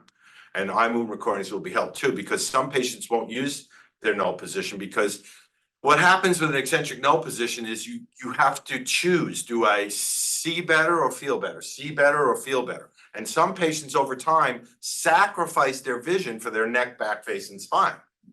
So you'd be surprised, you do eye movement recordings, and there's a left gaze null, or you turn your head like this and oh, I see better, but I don't like to do that. You know, she's a preteen. So you have to prove she doesn't have an eccentric null position.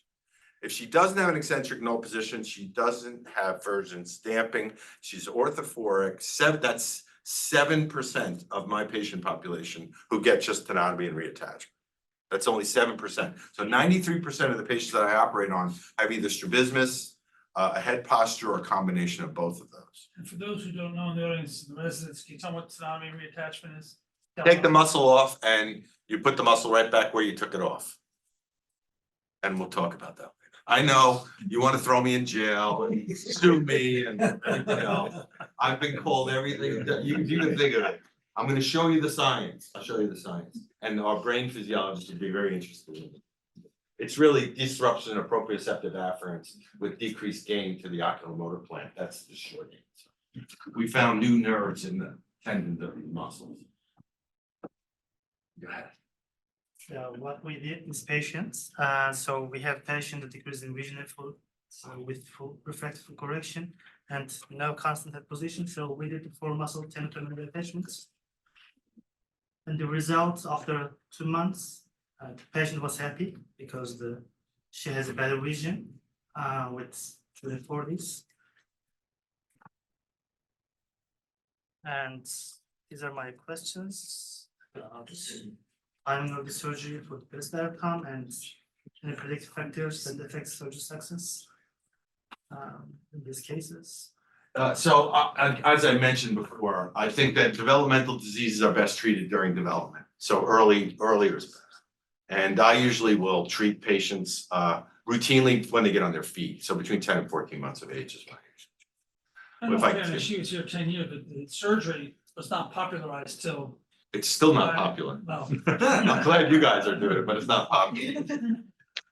I've been operating for a while and the parents are like, she's not having any problems. I'm here when you need me. I'm glad that you're paying attention to the science, you know, and not, yeah, it's just, it's hard to think that something like that can make a difference, but it does. And it's actually interesting for all parts of the body to look at anesthesial anatomy, anesthesial physiology. And any predictive factors that, so I have been trying to do that. Parents ask me, you know, the parents will ask me, are they gonna be able to drive after the surgery? Are they gonna be able to do, you know? And I don't have a lot of crystal balls. I've done a bunch of variations of analysis and statistic analysis and got help with statistic analysis. And I can tell you that grossly, and this will be in the talk, about 75% of patients will get 1 to 3 lines.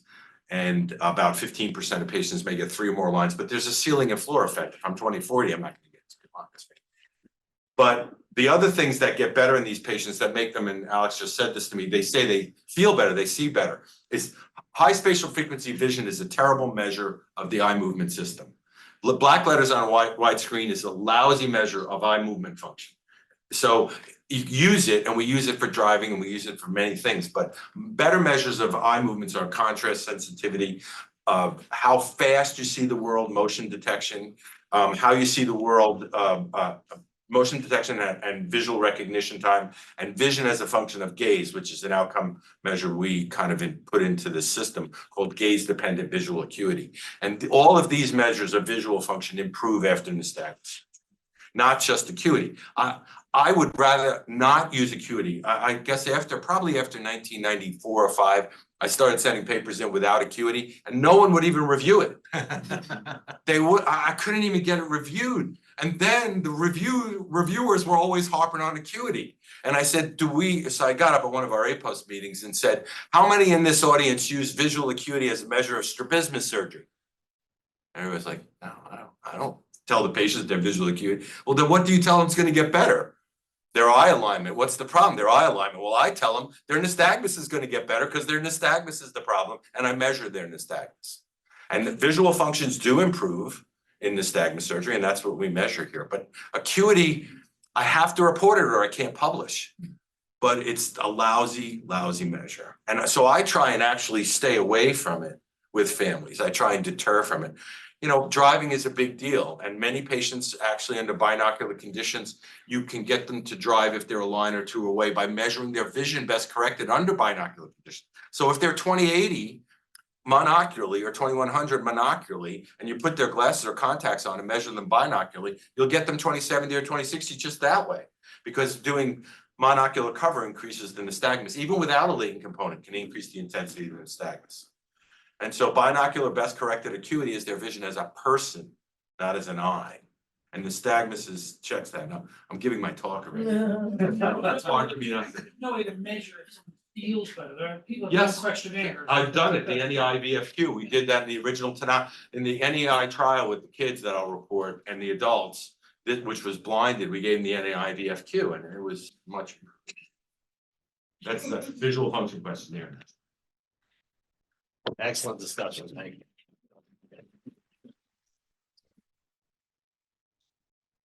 We have one more case presentation. I'd like to introduce Dr. Felix Omarui, who's a second-year resident, and Felix grew up in Jamaica and was an accomplished athlete prior to beginning college. He served as captain on the Jamaica Youth '18 national soccer team, and he moved to Texas, where he went to Austin College, graduating summa cum laude with a degree in biochemistry, and then attended medical school at Texas Tech. He's counseled high school students contemplating medical careers and also helped bring medical care to the uninsured. At Flaum, he appreciates the camaraderie between residents and ease of interaction with the faculty. He enjoys reading, weightlifting, recreational sports, and is passionate about nutrition. Most importantly, he's going into retina. What a shame. We almost had him change the piece, didn't we? You were thinking about it. See?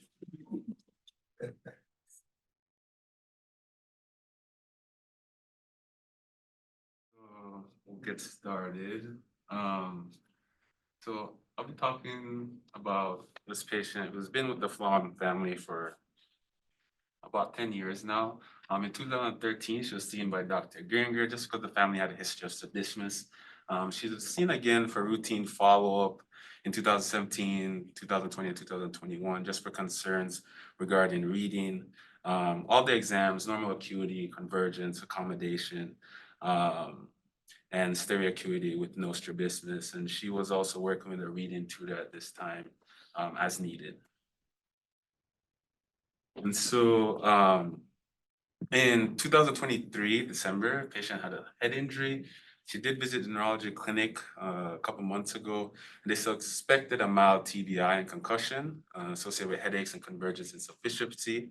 They saw her again a month later and had same recommendations as before and referred to pediatric ophthalmology. And the recommendations they had at that time was just vision therapy with PT and OT, 20 to 30 minutes of lightly daily exercise, whether that be riding a bike, walking, no physical exercise at this time, like PE, and then reduce near work. And so we saw her just a few weeks ago. And she told us she was having trouble in the left eye, focusing near and far, difficulty reading difficulty focusing when she's reading, headaches present at all times, thinking the left eye is on a line, unsure sure which direction it's drifting. This we elicited from the patient. Things at an arm's distance for her sometimes were doubled, but she denied any light sensitivity at this time. And so her exam vision was great for distance and near. Pressures were normal. Pupils round and reactive. Visual field was good. E1 were full. Sit lamp and dilated phonics exam. Her stereo was good. The Worth 4-dot test, fusion at distance from diplopia at near.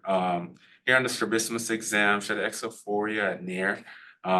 Convergence insufficiency, she would break constantly around 15 centimeters. She had some positive fusional divergence.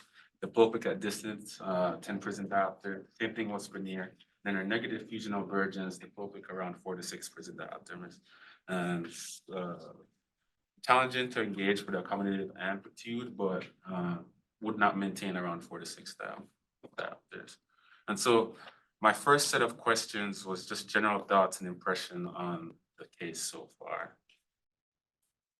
So I'm really glad you brought this up because you may or may not know, but the University of Rochester is a very famous institute for the discovery of a novel neurophysiologic pathway called the glymphatic system. How many of you have heard about the glymphatic system? Raise your hands. That was our speaker last month. Oh, is that right? Okay. We've all heard about it. So the glymphatic system is probably, may be responsible, at least there's some chicken or eggs with concussion. The second thing is that recently, I was part of this convergence insufficiency treatment trial group, which has published now probably 5 or 6 papers. We have one of our last ones coming out soon on the data from this. The group actually, I think, was instrumental. It's made up of physiologists, optometrists, ophthalmologists from around the country. It's an NEI-supported multi-center trial on the natural history, some of the demographics and treatment of convergence insufficiency. It wasn't specifically set up to study post-TBI. So the first thing I was thinking was, how far after the trauma was your exam, this exam? 3 months. 3 months. That's a long time. Usually mild trauma is, can be associated with this. So I try and get through whether this is actually, does she have CI? She's one of the 5 to 7% of school-age children have convergence insufficiency if they're all diagnosed and lined up. That's a huge prevalence. And so she may just have CI, and it may have been exacerbated, and it may be more noticeable, but who knows when symptoms develop and why they develop. So I'm not sure that her symptoms and signs now are actually post-concussive.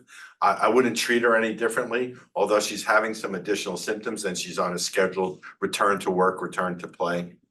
The second thing is that recently, under the direction of the American Academy of Pediatrics, we put out some policy statements, which you can find in the AAP guidelines on the evaluation of the visual system, how to evaluate it, what to do, how to examine it, and how to send to treat for post-concussive visual symptoms. It's a statement that was just put out at the end of last year. So a bunch of the things that I'll be referring to are based not only on the CITT trials, but on the AAP statements that we were a part of, that we worked with. It took us about 4 or 5 years to put this together. So I think that we have some guidelines now for our ophthalmologists to follow in terms of evaluation of these kids, of their oculomotor systems, as well as their accommodative systems, and what to do to treat them. So the visual problems that occur, one of the most common things that occur after mild traumatic brain injury. The mechanism of these disturbances is not completely clear, but there's a combination of shear damage, and there's also and then the glymphatic pathway is felt to interfere with natural removal of waste products in these particularly sensitive areas of the brain and brainstem. Although there's some theories that there may be some traction-related damage to the brainstem and cerebellum for the accommodative and convergence insufficiency problems. We don't know the pathophysiology for sure. And I think that we're part of, you probably have a TBI clinic, TBI service at Children's Hospitals, do you?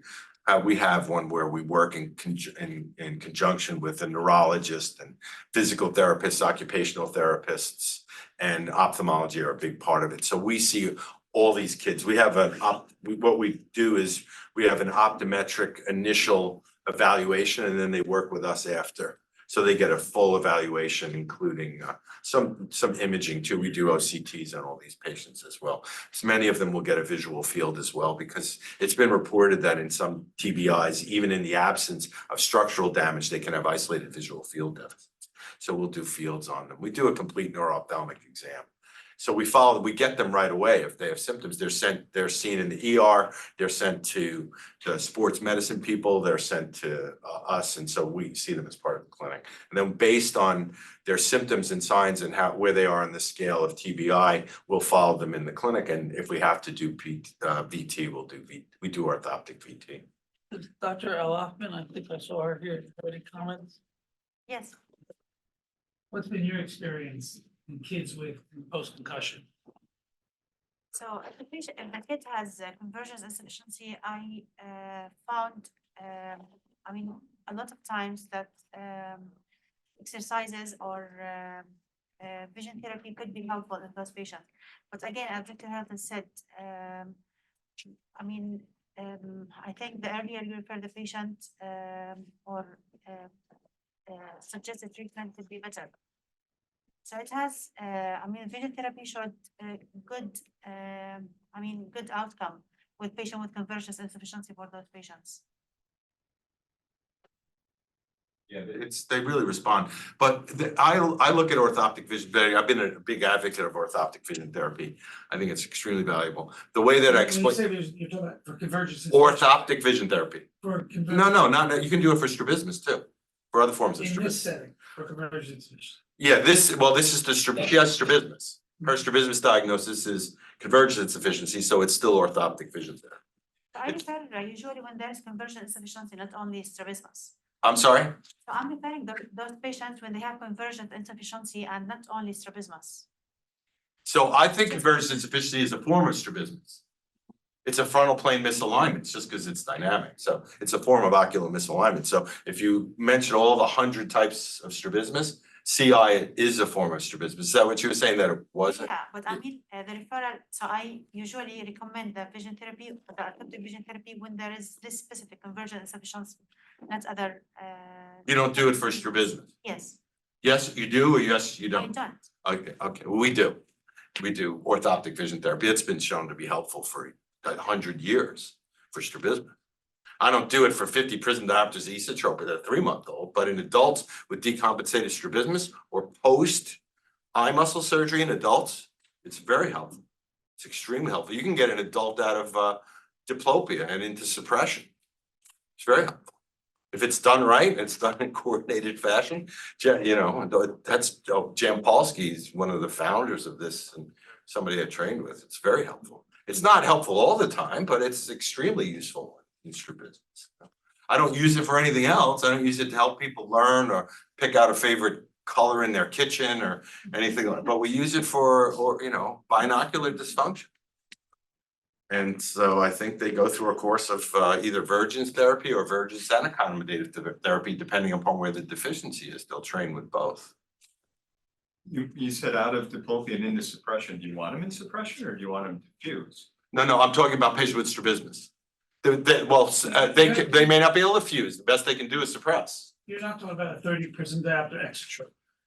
What are you talking about when you say strabismus? That's a big Well, a 30 prism diopter exotrope is a form of strabismus, but that may not be an indication to do orthoptic vision therapy. So there's an indication to do orthoptic vision therapy in some forms of strabismus, which a couple I mentioned, post-surgical. Children with decompensated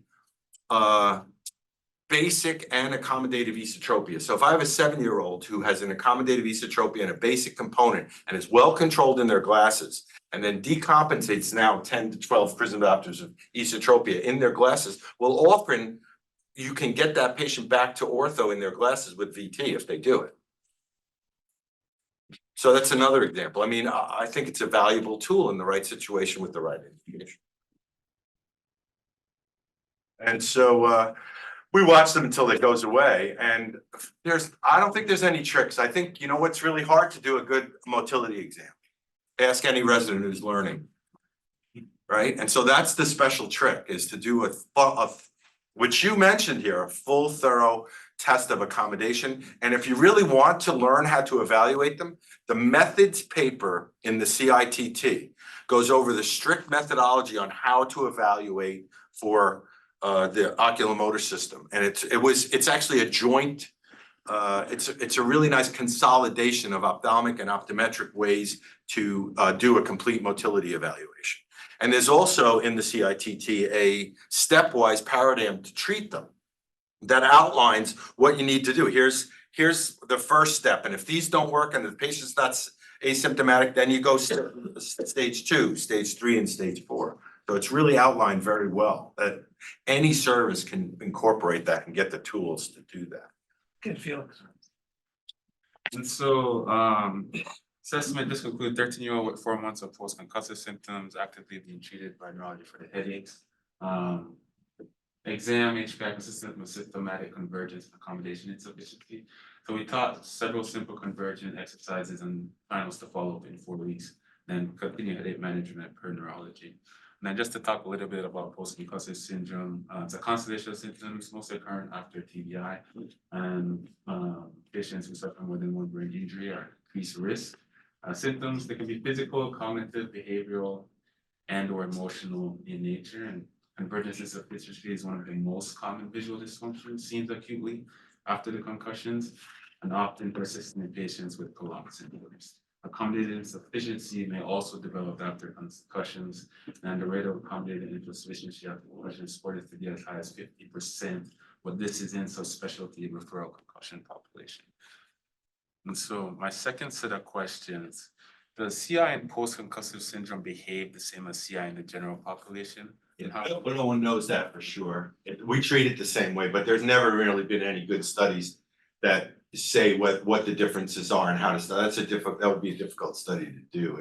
And we've talked about it as part of the CITT, but we think that the physiology is close enough, and they certainly respond well. And you're right, that most patients with mild TBI resolve within the first 4 to 8 weeks. So if you see them usually by 3 months, they're back to work or play or school. And given that most patients' vision problems resolve spontaneously, when do you decide to start? I start treatment. I think we start treatment if there's no resolution. We usually see them within a month, and they just do basic bed rest, and they're doing minimal computer work. And so if we see them at a month and they're not starting to get better, then we'll start to initiate treatment. Yeah, within 4 to 6 weeks of the injury, if there's not spontaneous or at least a good sense that it's getting better. So taking the third question, if you see a kid early, the parents are worried what's not the kid to see again. What do you tell them? Is there a way to figure out who's going to do better, who's going to do worse? Well, if they're really severe, they're going to do worse. So if their kid's been out they're just hit the 30-minute limit for the mild concussion, they're out for 29 minutes. They're in the hospital observed overnight. They have severe photosensitivity, headaches, emotional variability, sleep disturbances. So if their symptom level is really high on the concussive symptom level, the prognosis is much less. If they have a day or two of headaches or they get a migraine occasionally, they're not light sensitive, they're tolerating food well, there's no emotional lability, then usually they're going to do better. So we use the whole constellation symptom complex. Thanks. Thanks, everybody. Well, it's my pleasure to introduce Dr. Richard Hertle today, who's the Chief of Pediatric Ophthalmology, and Dr. Boomer and Jill Bernstein endowed to hear Chair in Pediatric Ophthalmology at Akron Children's Hospital. He's also Professor of Surgery at Northeast Ohio Medical University. He's an investigator in the areas of nystagmus and eye movement disorders, and received his bachelor's degree from the Ohio State University and his medical degree from Northeast Ohio University's College of Medicine. Following medical school, Dr. Hertle completed fellowships and residencies in ocular motility, emergency medicine, ophthalmology, and pediatric ophthalmology, and strabismus at a variety of medical centers around the country. Came to Akron in 2010 to grow the pediatric ophthalmology service after 6 years as chief of pediatric ophthalmology and strabismus at Children's Hospital Pittsburgh and professor of ophthalmology and bioengineering at the University of Pittsburgh Medical Center. He's been the principal investigator on several NIH-funded research projects, including ongoing studies on the treatment of strabismus, nystagmus, and amblyopia.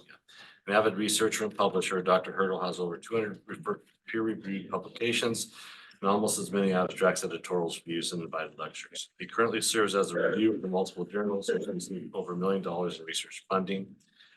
Please welcome Rich as he presents today a story of change and discovery, what was learned from studying nystagmus in infancy and childhood.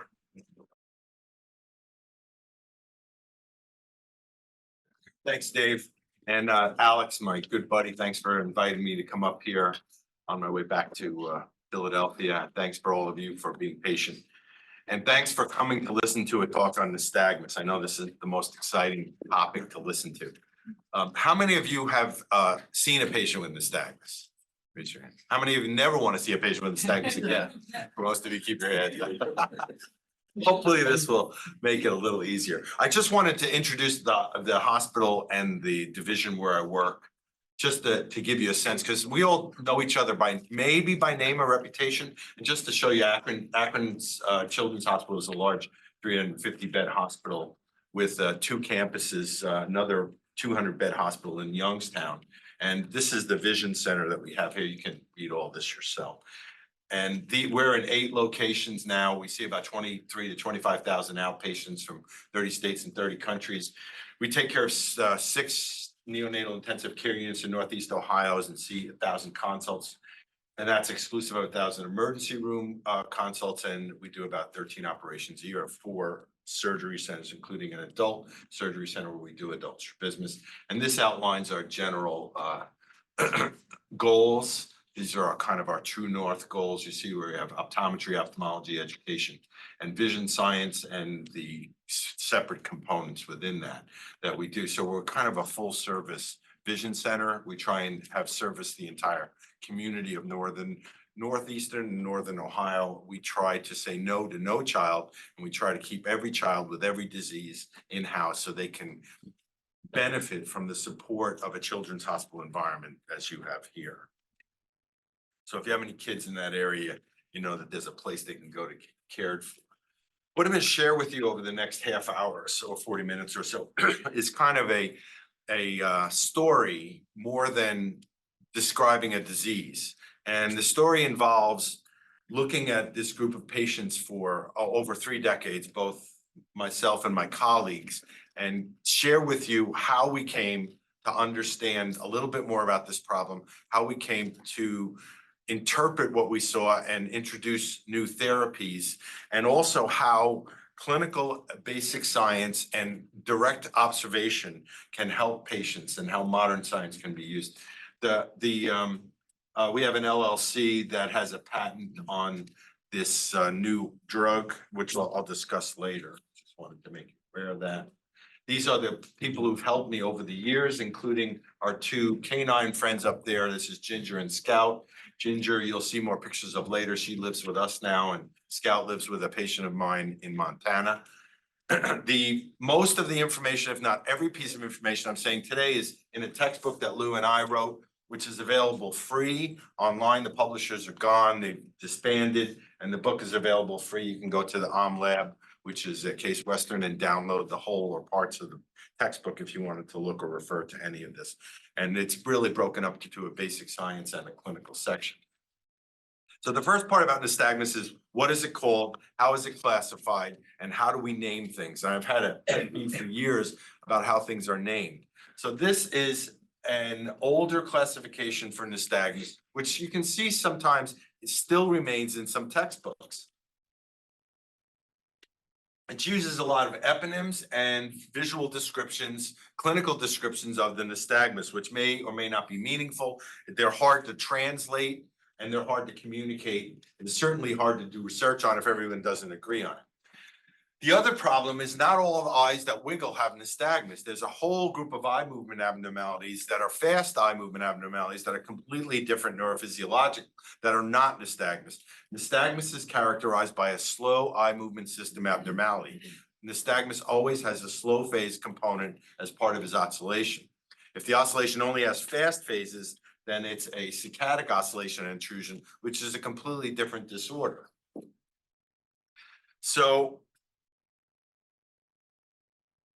when Kogan, Dave Kogan, I don't know if many of probably the younger docs don't know who he is. Dave probably knows who he is. Brilliant neuro-ophthalmologist who was named one of the greatest ophthalmologists of the 20th century.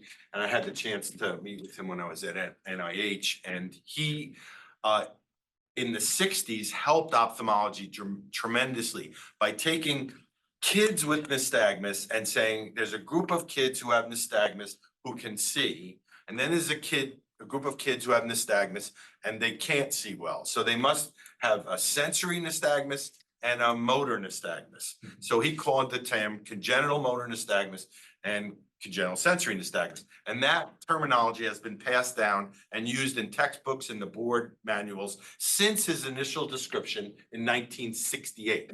In 1974, Dave Kogan wrote a letter to Bob Daroff, who was one of my mentors in Cleveland at Case Western, after Bob Daroff and Lou Deloso presented a paper at a neurology meeting showing that kids, little kids who could see and little kids who couldn't see, both had the same exact form of nystagmus. They were not different. Dave wrote a letter essentially saying, my classification system is wrong because it's the same type of nystagmus. And people in 2024 say congenital motor nystagmus. Still use the term.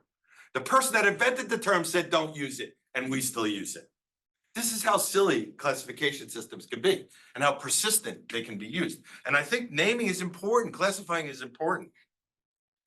So what I was frustrated by this, as you can tell, I'm still frustrated by it. So when I was at NIH, we got a whole group of national multidisciplinary personnel involved in the study of eye movements together, which was supported by the NEI, to classify eye movement abnormalities and strabismus, and it's called CMAS, the Classification of Eye Movement Abnormalities and Strabismus. And it's an 85-page report, and it's a multidisciplinary collaborative classification that attempts to unify this classification for physicians and colleagues and scientists who want to do research, where if you've ever been in a room, any of you who've ever done clinical trials, interventional clinical trials, everyone comes in with their own idea of what the disease is, right? Oh, I know what disease is, just ask me. You want to know what age-related macular degeneration is? I'll tell you. Here's the classification system I use. They had just as much of a fight when they started doing that.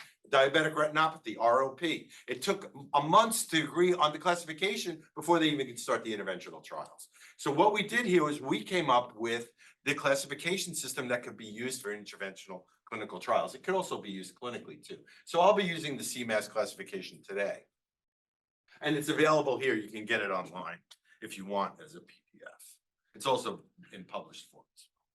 So based on the CMAS classification, I'm going to discuss the three most common forms of nystagmus seen in infancy and childhood, and leave out neurologically significant forms of nystagmus, those associated with serious brain disease, spinal cord disease, toxicity, inflammation, tumors, trauma. And I'm going to talk about these here, which are neurologically insignificant forms. And that's the terminology I'd rather use than benign, acquired, or non-acquired, because as I've discussed before, INS is acquired. So we'll discuss these three. But before I talk about them, there's a couple of peculiarities in the evaluation of these kids that I think that lie outside the routine examination that are important in the evaluation. And these are to ask other family members if anyone in the family's eyes wiggle, because family members don't always volunteer the information that we think is helpful, and we have to probe. And this is especially true in genetics, but in all of pediatrics, it's important to ask the family members. Ask them about the child's behavior when they go from light to dark and dark to light. It's very important. You'll be able to pick up more retinal disease that way. And we do ERGs as well, but if you don't have ERGs, you can tell a lot about whether or not they can adapt to dark or not, dark or light adapts. And also ask them about growth and development since birth. We recently have presented a paper showing about 18.8% of patients with INS will have some form of developmental gross motor or fine motor delay. And in those patients, 90% of them may have a neurological diagnosis associated with them. So you want to ask if they're reaching their milestones. And, asking a parent if their child is delayed is asking to get shot in the head, So I usually would say, are you or the pediatrician concerned about anything that's going on with your child? Is there anything, are they meeting all your expectations or the pediatrician's expectations? Usually that allows them to discuss the fact that their head is in the 30th percentile, 300 percentile, without feeling too bad about it. When you examine these patients, again, these are a couple of peculiarities. It's important to check their vision, and I was very happy to see that today in the presentations, that the visual acuity was recorded under binocular conditions with their refraction, allowing their head to be in free space. That will give you their binocular best corrected vision, which is their vision as a person, not their vision as an eye. If you can, check their CS, their contrast sensitivity. There's plenty of commercially available contrast measures around. It's easy to do. It's a great way to follow the kids, especially if you're going to treat them. And check their vision with their heads to the right, left, up and down, or in and out of the null position. It's a great way for you to confirm that the nystagmus itself is in fact assisting with visual function. And it's also a great way to show the parents why they're turning their head. See how much better they see when they do this, even if they don't turn it all the time. And I talked about observing for 5 minutes because of periodicity. And this is something we recently discovered. We published this paper about 2.5 years ago. About 75 to 80% of patients with infantile nystagmus and an anomalous head posture will have anomalous egocentric localization. What I mean by that is, if you take their head, you can do this clinically, and you straighten it, you ask them, does your head feel straight or crooked? 75 to 80% will say it feels crooked. So their brain has rewired their head and neck and back position in space to think that this is normal. There's also some neuromuscular changes. And if they have this, then that can explain a recurrence of the head posture after treatment. The neck muscles being shorter and they have anomalous localization. So what I'll do with these patients who have this after treatment is prescribe 3 months of physical therapy. So they get to do some neck therapy. And if you do this early, that can reverse some of the anomalous localization. So the way we were able to learn all this is because of eye movement recordings. And these are the sophisticated scleral search coil lenses, which we don't use. That's the old compact EOG. This is a remote infrared. And what we use now are the remote video recordings. And this is what we use here. And this can be used by anybody. It's not the use of this that's difficult. If you can set up an OCT in your office, you can set up a automated keratometry, a visual field machine. You can set this up. It's really not setting it up and doing it. The kids, nothing touches the eye. It's done remotely. It even can cancel head posture in babies. But what's the problem is this: when you get the output, what do I do with it? So getting the eye movement recordings is not the problem. It's very easy. Any ophthalmologist office can do it. The interpretation turns out to be not that difficult either, because what you really want to be able to look for is the individual waveform. What's happening when the eye goes back and forth? Up is right and down is left. If you can see, to your upper left and upper right are the simplest back and forth the eye can do. The eye can go back and forth like a pendulum, just like a pendulum hanging from a grandfather clock. Or it can go back up in a linear fashion and back in a linear fashion. So it goes fast in a straight line and slow in a straight line. Fast in a straight line, slow in a straight line. Or it could go slow with increasing velocity or slow with decreasing velocity. I know, now I lost you. So I'm going to show you the slow phase metaphorically. So if I'm getting on the freeway here, I'm accelerating on the freeway, that's increasing velocity. So at the end of my fast phase, if I'm accelerating away from the fast phase, that's increasing velocity. If I'm decelerating and getting off the freeway, at the end of the phase, I'm getting off the freeway, decelerating to decelerating fast. Increasing velocity is INS. Nothing else causes this, nothing else. And there's about 8 different forms of increasing velocity that you get, but they're all increasing. Decreasing velocity can either be neurologically significant or fusion maldevelopment nystagmus. And linear is usually acquired nystagmus. And pendular can be INS or neurologically significant. But it's pretty, basically in the last 30 seconds, that is the essentials of eye movement recordings for clinicians to say, look, do I need an MRI or don't I need an MRI? If they have an increasing velocity waveform, you don't need an MRI unless You find something else neurologically, then you're gonna get an MRI anyway, even if they didn't have nystagmus. So you can eliminate the need for an MRI just by looking at the slow phase. The other characteristics, yes, How well can you see that on exam? you can't. Just curious if you ever. The eye is moving I'm at talking 5 about times you per after second. seeing I that. can't see it. Yeah, I can't tell, no, you know what, the clinical exam for me has become less important. I do, I look for, even periodicity I can see, even the eccentric null gaze I can see. So that using eye movement recordings, you can detect all of that. It gets a little more complicated. It's like, how many cardiologists listen to the heart anymore? Really, I mean, they do because the patient wants the hands, but they go looking at the EKG and the invasive, right? And that's what they look at. How many glaucomatologists look at the optic nerve? I mean, on the patient. They look at the OCT and they look at the photo and they look at the field, right? So they use technology to do it. We got it from the patient, but I don't think they do this much with 90 to 70. Sometimes, maybe sometimes. You guys will tell me, you residents will.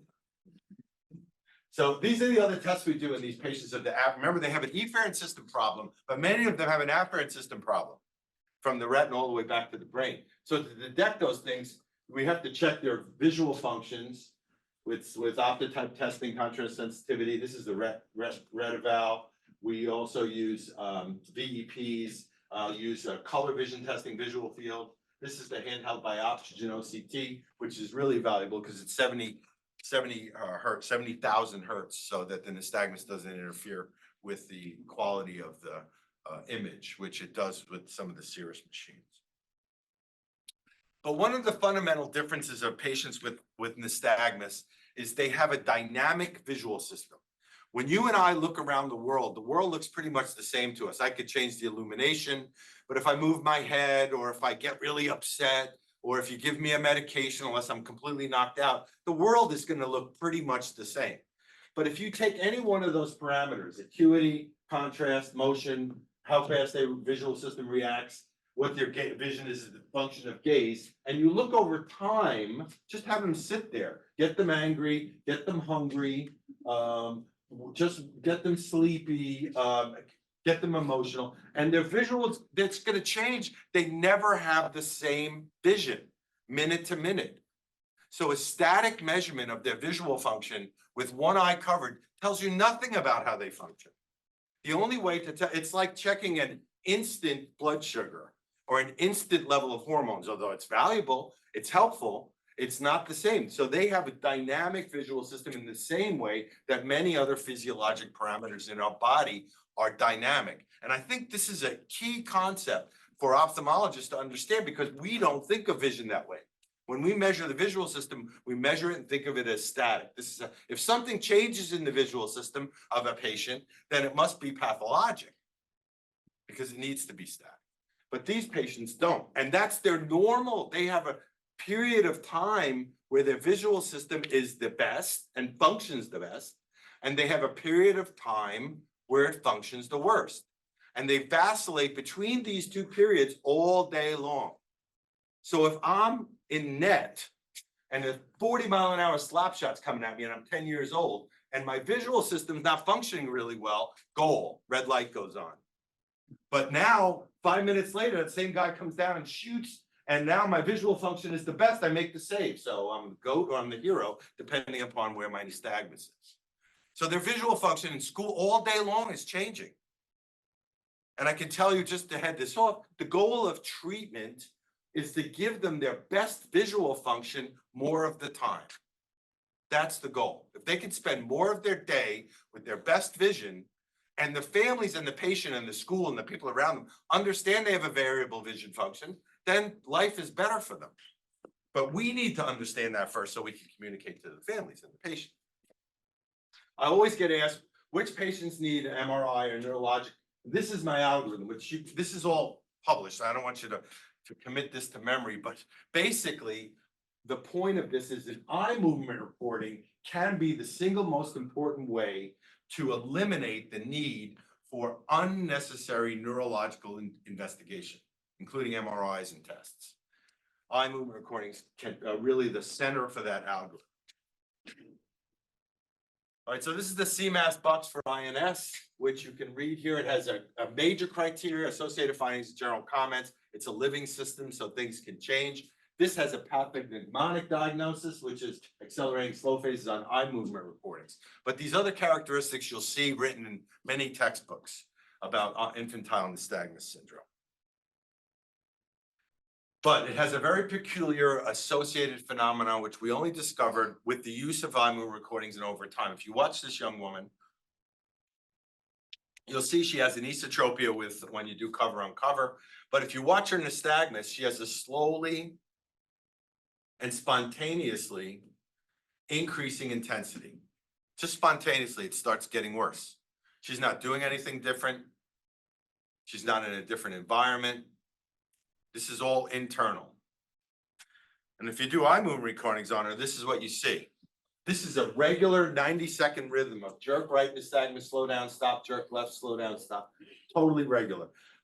I don't know of any neurology, advanced neurology, any other rhythm, heart rhythms, GI rhythms, peristaltic rhythms that have this regular. And this is pathologic.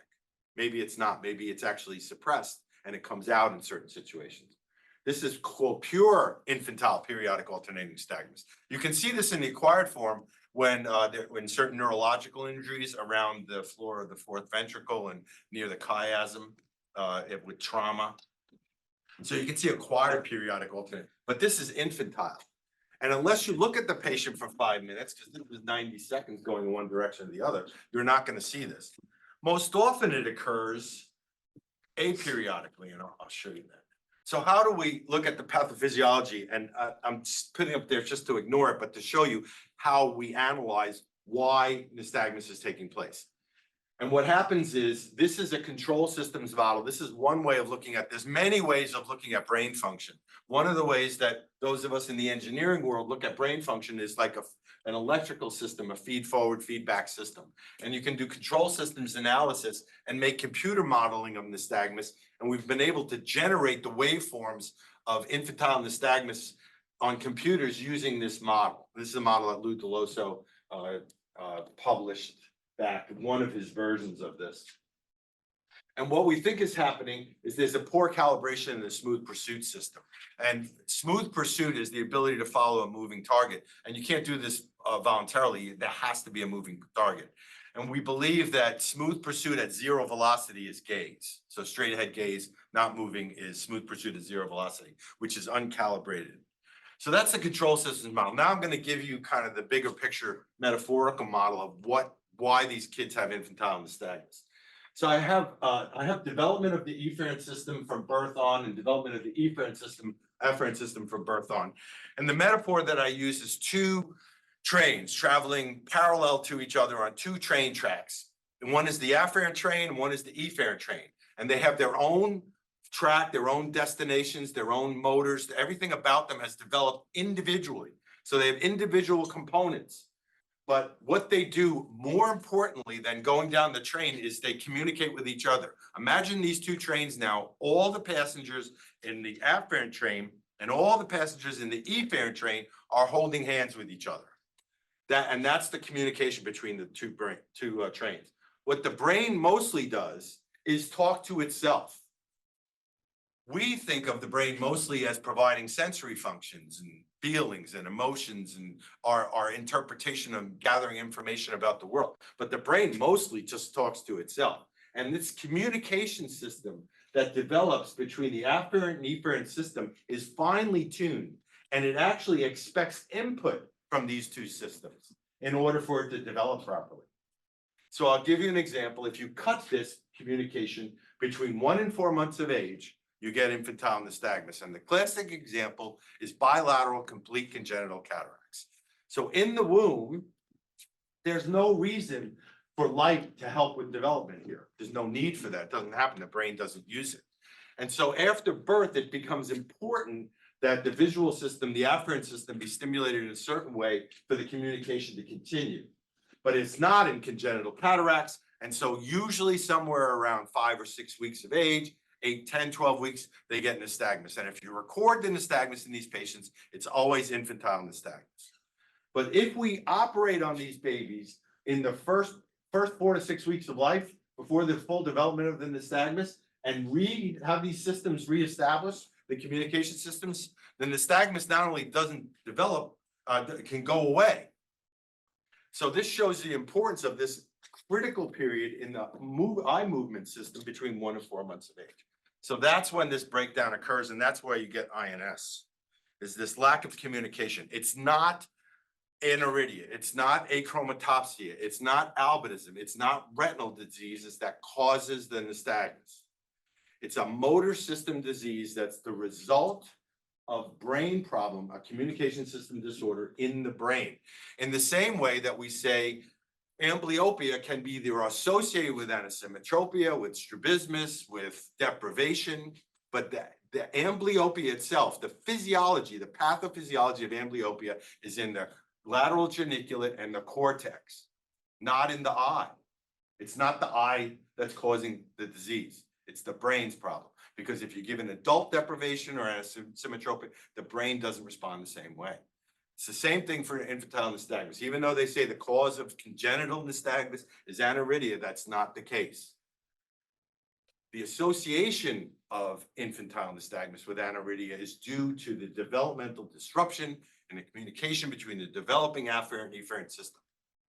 I hope that makes sense, because that's what we understand. Fusion maldevelopment nystagmus is probably more recognizable to most ophthalmologists. It's usually almost always associated with infantile esotropia, dissociated horizontal and vertical deviations, and it's characterized by a horizontal nystagmus. It's actually torsional. It's multiplanar, and it's exacerbated with monocular cover, and it changes directions. And you can sometimes differentiate this from, I'll show you, from infantile nystagmus that can also look this way. So here's a young woman who has a bit of a face turn and a small angle esotropia. And when you do alternate cover testing, you'll see the esotropia and you see the latent component. It's pretty easy to see here because it looks like she's quiet, right? Under binocular conditions, she has no nystagmus, and then when you cover it, she has nystagmus. That's what it looks like. But when you record her, this is what you find. She has nystagmus under binocular conditions. There's no such thing as latent nystagmus. They all have nystagmus under binocular conditions. You're just not seeing it with the naked eye. So it's not gone. Latent nystagmus vera is very rare. That's latent nystagmus vera. It's very rare. So in the binocular conditions, she has jerk left. She likes her left eye, which gets worse when you cover the right eye, and then gets much worse when you cover the left eye because she prefers her left eye. So this is fusion maldevelopment nystagmus. Here's a young man who had ROP and high myopia and moderate to large angle esotropia. And when he fixes, he had what looks like latent nystagmus too. And he likes his right eye better. Cover the left eye and you see he has jerk. So he must have fusion maldevelopment nystagmus too. But when you do recordings, he has increasing velocity spinotensal slow phases that get worse, jerk right with the left eye and jerk left with the right eye covered. So he has infantile nystagmus with the latent component. Two different diseases that look the same, and the treatment is different. And the only way to distinguish these two is with eye movement recordings. They look exactly the same.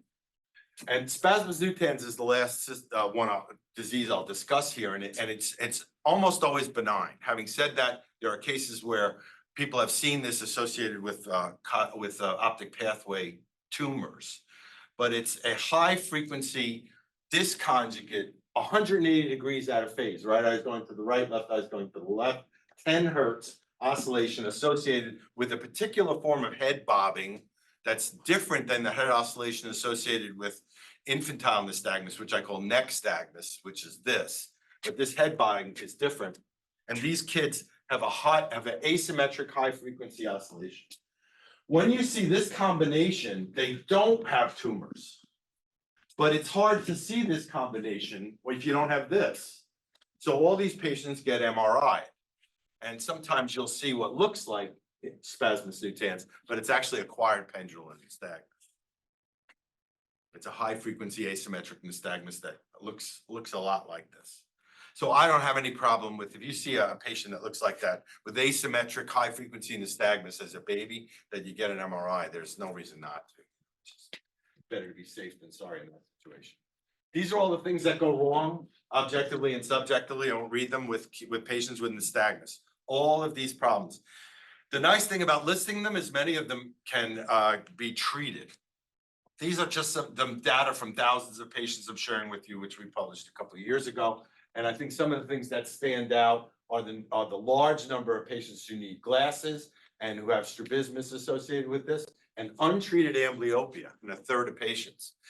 Because they have nystagmus and a head posture and strabismus and they have retinal disease, no one thinks to patch them or to treat the anisotropia.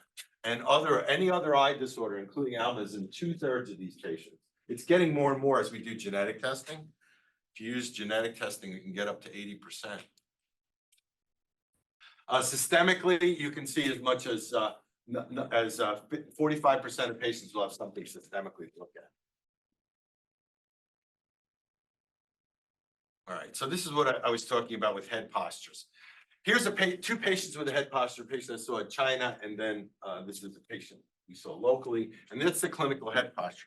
And this is the differential diagnosis in the nystagmus patients, why they can have a head posture. It's not just an eccentric gaze null.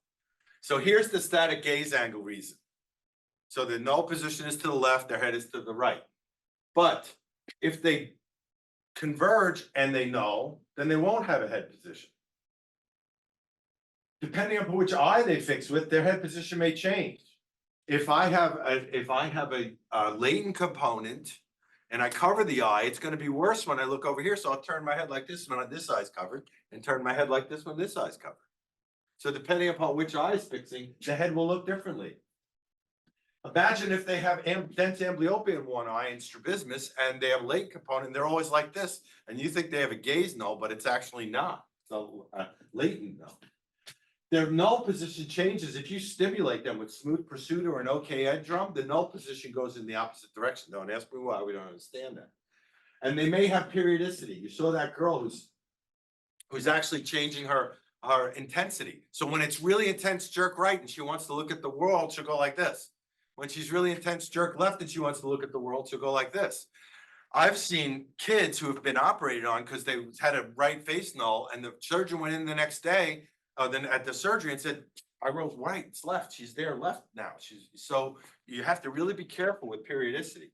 If they have bad vision in one or both eyes, if they have bad vision in both eyes, they won't use their eccentric null position. They may only use it in one eye. If they have associated strabismus, say I have a couple of INS patients with Duane syndrome. So they have esotropia and Duane syndrome in this. And is there a problem with their neck or egocentric localization? So it's not just as simple as their head position. So how do we treat this? We can treat the underlying etiology, which we talked about with congenital cataracts, messing with the system. We can treat the sensory system, the motor system, or we can't. In this group of puppies, these puppies had RP65 defect that we worked with at Penn. So I've been working with these dogs for a long time. There's another one up there. He's a really famous one. These puppies had subretinal injection of RP65. They have hereditary Leber's congenital amaurosis. And here's the puppy after weaning. They had the injection. If you look at the eye before and the eye after, it stops wiggling. So treating the retina and improving vision is just like restoring the vision with congenital cataracts. So that's treating the underlying etiology. We can't do that most of the time. So what we can do is give them medications that reduce that. We talked extensively about that. I won't go into it again. Optical treatment is extremely important. It's very powerful for the brain to give them optical treatment. And these are the variables. And I discussed how contact lenses help tremendously. And non-traditional treatments are important. We talked about, this is the Gabor, it's called Revital Vision. I've been working with these people out of Israel. And not only amblyopic patients, but patients with nystagmus have been using this technique of looking at Gabor pictures, and about 25% of the patients seem to have improved visual function with this. And now I have an idea of why they may be helped. The acupuncture has been tried. Biofeedback meditation is really important. I suggest to all my patients that they practice mindfulness meditation, which gets them in a calmer state and reduces the intensity of the oscillation, especially when it's really intense. And also you can actually stimulate the brain. These are the medications that I've used. So I want to talk about surgery and kind of wrap up with that. This is Jay Anderson, and this is my copy of his textbook. And in 1959, he wrote these are his quotes. He operated on these patients for a head posture, and he found that when he did eye muscle surgery, the nystagmus got better and their vision improved. And he said in 1959 that it should be not be considered fixed and treated. And even at the beginning of my training, they barely treated patients with nystagmus. So we tried to understand this, and Lou Deloso and Bob Daroff, and then John Flynn first, and then Bob Daroff, John Flynn, and Lou Deloso in the late 80s and 90s did eye movement recordings of patients before and after Anderson Kestenbaum recessed and resected the muscles, and found that their nystagmus improved dramatically. So we wanted to figure out what was it about doing the muscle surgery that made the nystagmus better. And Lou and I found, with the help of Rob Williams, who was at Dartmouth and then moved to Memphis at the University of Tennessee. These are achiasmatic Belgian sheepdogs. You can see they have no chiasm, and they also have infantile nystagmus with a seesaw component. So we had this animal model to study some hypotheses about what eye muscle surgery did to the infantile nystagmus and how it helped. So our hypothesis was maybe it's not moving the muscle at all. Maybe it's just cutting it that helps the nystagmus. So that's what we did. We took the muscle and we just cut it and put it right back at the original insertion. And we published that study, those studies here. And then we did that same trial blinded when I was at NEI on adults and kids. And then here's some of that since then. So these are the trials of those. This is just taking the muscle off and putting it on. And this is an example of what happens electrophysiologically. The nystagmus doesn't disappear. This is going back and forth 5 times per second. After surgery, the eye's going back and forth about 5 times per second. So the naked eye looks like nothing was done. But during each beat, this is called foveation. This is where the brain actually sees. This is where the brain turns. The brain suppresses with saccadic suppression during the fast phase and efferent's copy during the slow phase. So there's 2 mechanisms of suppressing oscillopsia that the brain uses in INS. But it turns the world on during the foveation periods. And look at the difference in the amount of time. Here, maybe, out of 1,000 milliseconds, the brain is actually looking at the world for maybe 100 milliseconds. 10% of the time. So it takes 10 times longer for the patient to see something. And it's even worse if they're moving. If we go up to a 200 millisecond, that increases it by 30 to 40%. So what was it about here, cutting the eye muscle here, that caused this effect? Well, I've labeled this part of the eye muscle the enthesis. I stole that term from rheumatology and orthopedics. And it's where tendon becomes sclera and scleral becomes tendon. And I wanted to study this area, but found that no one had really looked at this area before, because pathologically, if you want to study the muscle, you cut it here and study the muscle. And if you want to study the eye, you cut it here and study the eye. So I developed an en-bloc resection technique that took off the sclera and the tendon and the muscle when we were doing a resection, and then placed the muscle over there. So we could look at this anatomically, histologically, and physiologically. And what we found was, where's my slide? Missed it. So we have a slide with a paper where we found new nerve endings, these enthesial fibers, and these fibers have been studied that go back to the brain. I think I have it later. So these, the thousands of muscle surgeries for nystagmus, I've been able to create an algorithm that any clinician in the world can use to do surgery on these patients. You don't need eye movement recordings. You don't need even special testing, even though I recommend it all, because it's really important that these kids get help and that they can get better. And so most of the children will fit into one of these 9 clinical categories with clinical evaluation. And here's the actual surgery. I even have the recipe for what works to do that. And this can be used successfully and has been all over the world, this algorithm. This is the kind of thing you see. Here's a little girl with a chin down position, which is very characteristic of albinism. And there's eye movement recordings before and after surgery showing almost complete absence of the nystagmus, except those are plates. This is a dramatic improvement after eye muscle surgery. But as I said before, single surrounded acuity is a terrible measure. What's really happening is they have an area of vision space where they see the best. And as they look to the right, left, and up and down, their vision blurs away from that. After surgery, the area of best vision not only moves centrally, but expands. And a better way for us to analyze this, I've used this over the last few years, is a measure I call gaze-dependent visual acuity. So we measure vision as a function of gaze horizontally and vertically. And if you map this out with area under the curve mapping, you can see that what we created is this area called functional vision space. And if you and I were to do this, this whole square would be white. And so the area of functional vision space before and after eye muscle surgery for nystagmus increases dramatically. But again, I had to publish acuity, so we did. This is 85 patients with OCA 1. These are the most severe forms of albinism who had eye muscle surgery and had actually all the treatment, had glasses, contacts, and eye muscle surgery, and baclofen. And this is their starting acuity on average, and this is their average post-treatment acuity after all of that. And so acuity, but contrast sensitivity got better at all cycles per degree, 3, 6, 12, 18. And here's clinical testing of contrast sensitivity before and after their treatment. And one of the things we recently found were in adults who were surgically naive, had never had surgery on their eye muscles, and with INS, there was a significant number of patients who were unable to drive before, but got enough lines of vision after surgery to drive. These are all the things that get better after eye muscle surgery for nystagmus. You can see listed there.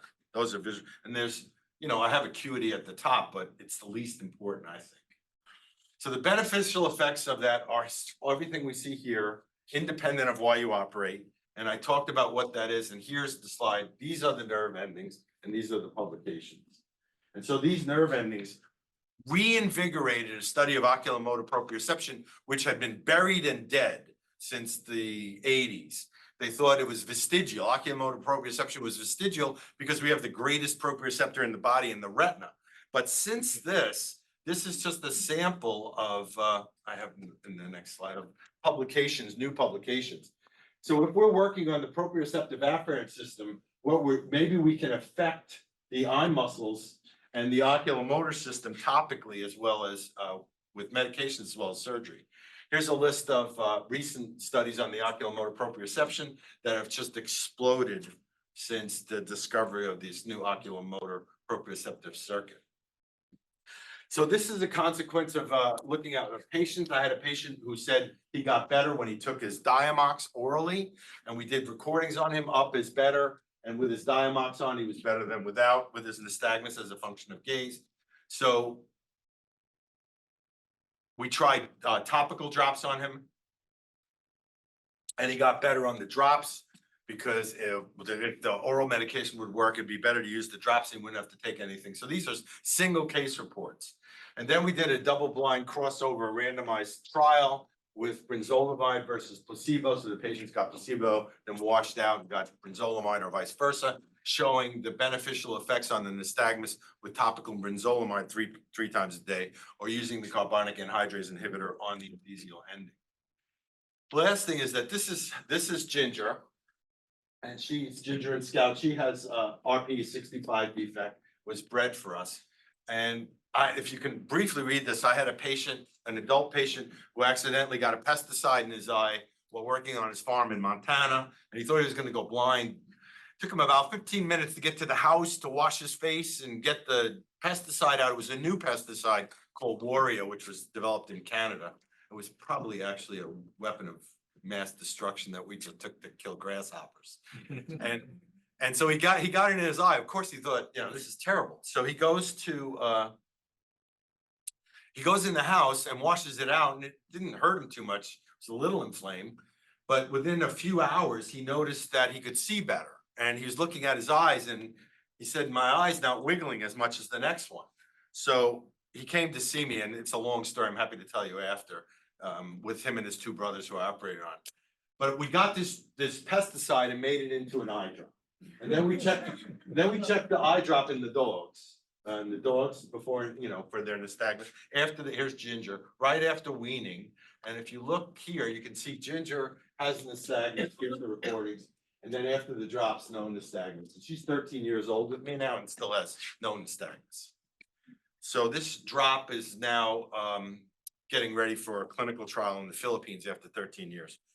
We've had to go through, it's a long story, which I'm happy to share with you after, not during. But this drop is now, it's going to be a clinical trial in nystagmus patients. But, you know, it's not everything ends well, you know? So this is a report by the American Academy of Ophthalmology, which I belong to. And it basically says, don't do this operation. Doesn't help acuity. That's what it said. So this is a policy statement that's supported by the American Academy of Ophthalmology, saying that that what I've shown to you now isn't important, don't do it. This is a policy statement by the National Institute of Health and Services in Britain, pretty much saying the same thing. So the Academy of Ophthalmology and the British National Health Service think that doing eye muscle surgery on nystagmus is so unimportant and so detrimental that they wrote policy statements on it, telling their docs they shouldn't do it. I don't know. So I wrote back to the American Academy of Ophthalmology, who I know these people, and you know, I know who they are who wrote this. And they basically, if you can read this, it's kind of fun reading, you know, it's fine. You get a little different than science. And after I wrote my editorial back, Lou and I wrote the editorial, they wrote another response to us saying, yeah, Rich and Lou are right. We shouldn't use acuity. We should use something else to do this. This is not the right thing. And so these are the supporting documents about acuity. And so my final statement is single point, best corrective is a poor measure of the effect of nystagmus. And I hope that I made that clear today, because it's nothing is done in a vacuum, you know, and I don't understand necessarily the reasons for the, you know, the people being upset, my colleagues, mostly my academic colleagues, at the fact that somehow it was the same reaction that you might have had when I said we take the muscle off and put it on. There's some initial gut reaction that this can't work. But those of you who know anything about the history of medicine know that all new discoveries seem fantastical to someone at some point. And we tried to do the best science we could do. This was NIH supported science. This is years of observation. This is multiple people doing this. And I can tell you that in places that I've traveled in India, and other parts of Asia and China and South America and Eastern Europe, they have set up multiple nystagmus clinics and are helping multiple kids all the time, every day as a result of this. And it's just sad to me that most of my colleagues in pediatric ophthalmology, even just at APOS now, the American Nystagmus Network, who I worked with, had a booth there, and I was with them, and docs were coming over and arguing with me and saying, we don't believe what Hertle says, we don't, you know, so I'm introducing you. This science isn't always fun and rewarding, and you just have to keep your head down and keep working. But what I've shared with you today, hopefully will entice you to look into this more. I'm not trying to make up your minds, but give you an idea of what to look at so that you can make up your own minds and keep pursuing. So if you believe you're right and you have data and you're following the scientific method, then don't give up. Someone's gonna tell you, especially you young physician scientists, you know, something's up or don't do something. It's not true.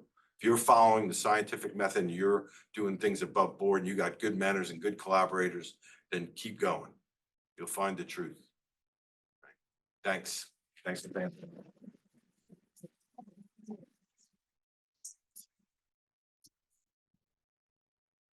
For a question or two? Sure. So Rich, we used to, I'm a little bit younger than you, but of an age, do very large recessions, the four horizontal recti. It was probably doing the same thing that you were, but it's much easier just to do a 0 millimeter recession, safer to do that. And I agree. Then I try to explain to my patients and the residents is that we're centering a null point in some cases, but we're also broadening it. So patients that have difficulty reading, they've got this hill of good acuity in their null points, but it falls off much quicker than any of us would, because we can look 20 degrees this way and that way and still the same acuity. But then nystagmus patients, they drop pretty dramatically as they look side to side. And I think that's what we're doing. So I applaud all your work. I Thanks. love using I it. think the other thing is that it takes them longer to see. That's a very functionally disabling thing, especially in a dynamic environment. So if they're in a static environment, but it's a testing situation and they have to read, it takes them longer to acquire the information. And so there are functional impairments that are not measured in our office, right? That get better when you make the nystagmus better. I haven't ever made anybody's nystagmus worse with this. You know, and people have been doing nystagmus surgery without realizing it for 100 years, right? If you take that adult albino with esotropy and just do a BMR recess, you're helping his nystagmus. Well, I'm older than Matt. I'll tell you that, so well-kept secret that you know is that I spent 2 years with Rob Reineck between my fellowship and going to Toronto. And I was part of the eye movement team, and he was doing large 11mm, 12mm, he was doing this surgery, didn't realize it. That was back in the days when we put coils on kids and put them in a box, and that was great. Now, eye movement recordings are so easy to do, and I believe they have such an important aspect of treating these kids that we need to be doing it more. The problem is, it's expensive. It's 40,000. Yeah. I mean, that's not nothing, but consider how much does a field machine cost now? I have 100,000 or something, The problem 80,000? is that I think pediatric ophthalmologists in general don't see it as having an effective link to outcomes and treatment, when it does diagnostically. I think you showed that today. Yeah, I think it's medicine And by moves the way, slowly. Rob Reineck showed that Yes. years ago. We're talking 30 years ago. Right, the technology is so easy to use, it's the interpretation. Yeah. I think if it could be as fast, I mean, a young ophthalmologist for the first time resident looking at the diagnostic reports that come out on the Cirrus screen, looking at a guided progression analysis of the optic nerve, can read those numbers, right? You can read the thickness of the retina. All of that stuff comes out and so easy. You can't do that with this unless you're trained in it, right? But if those numbers could come out with this, then it would be more useful. And I'm hoping that relationship, they want to do it. And I have thousands of iMoon recordings to help them. And now we're contracting with some AI specialists. But I think that's where AI really can help, because they can go through the waveforms, go through this really quickly. If you do an EKG reads itself. That's what you need. Yellow red's very nice to look at. Well, it's fantastic. Thank you.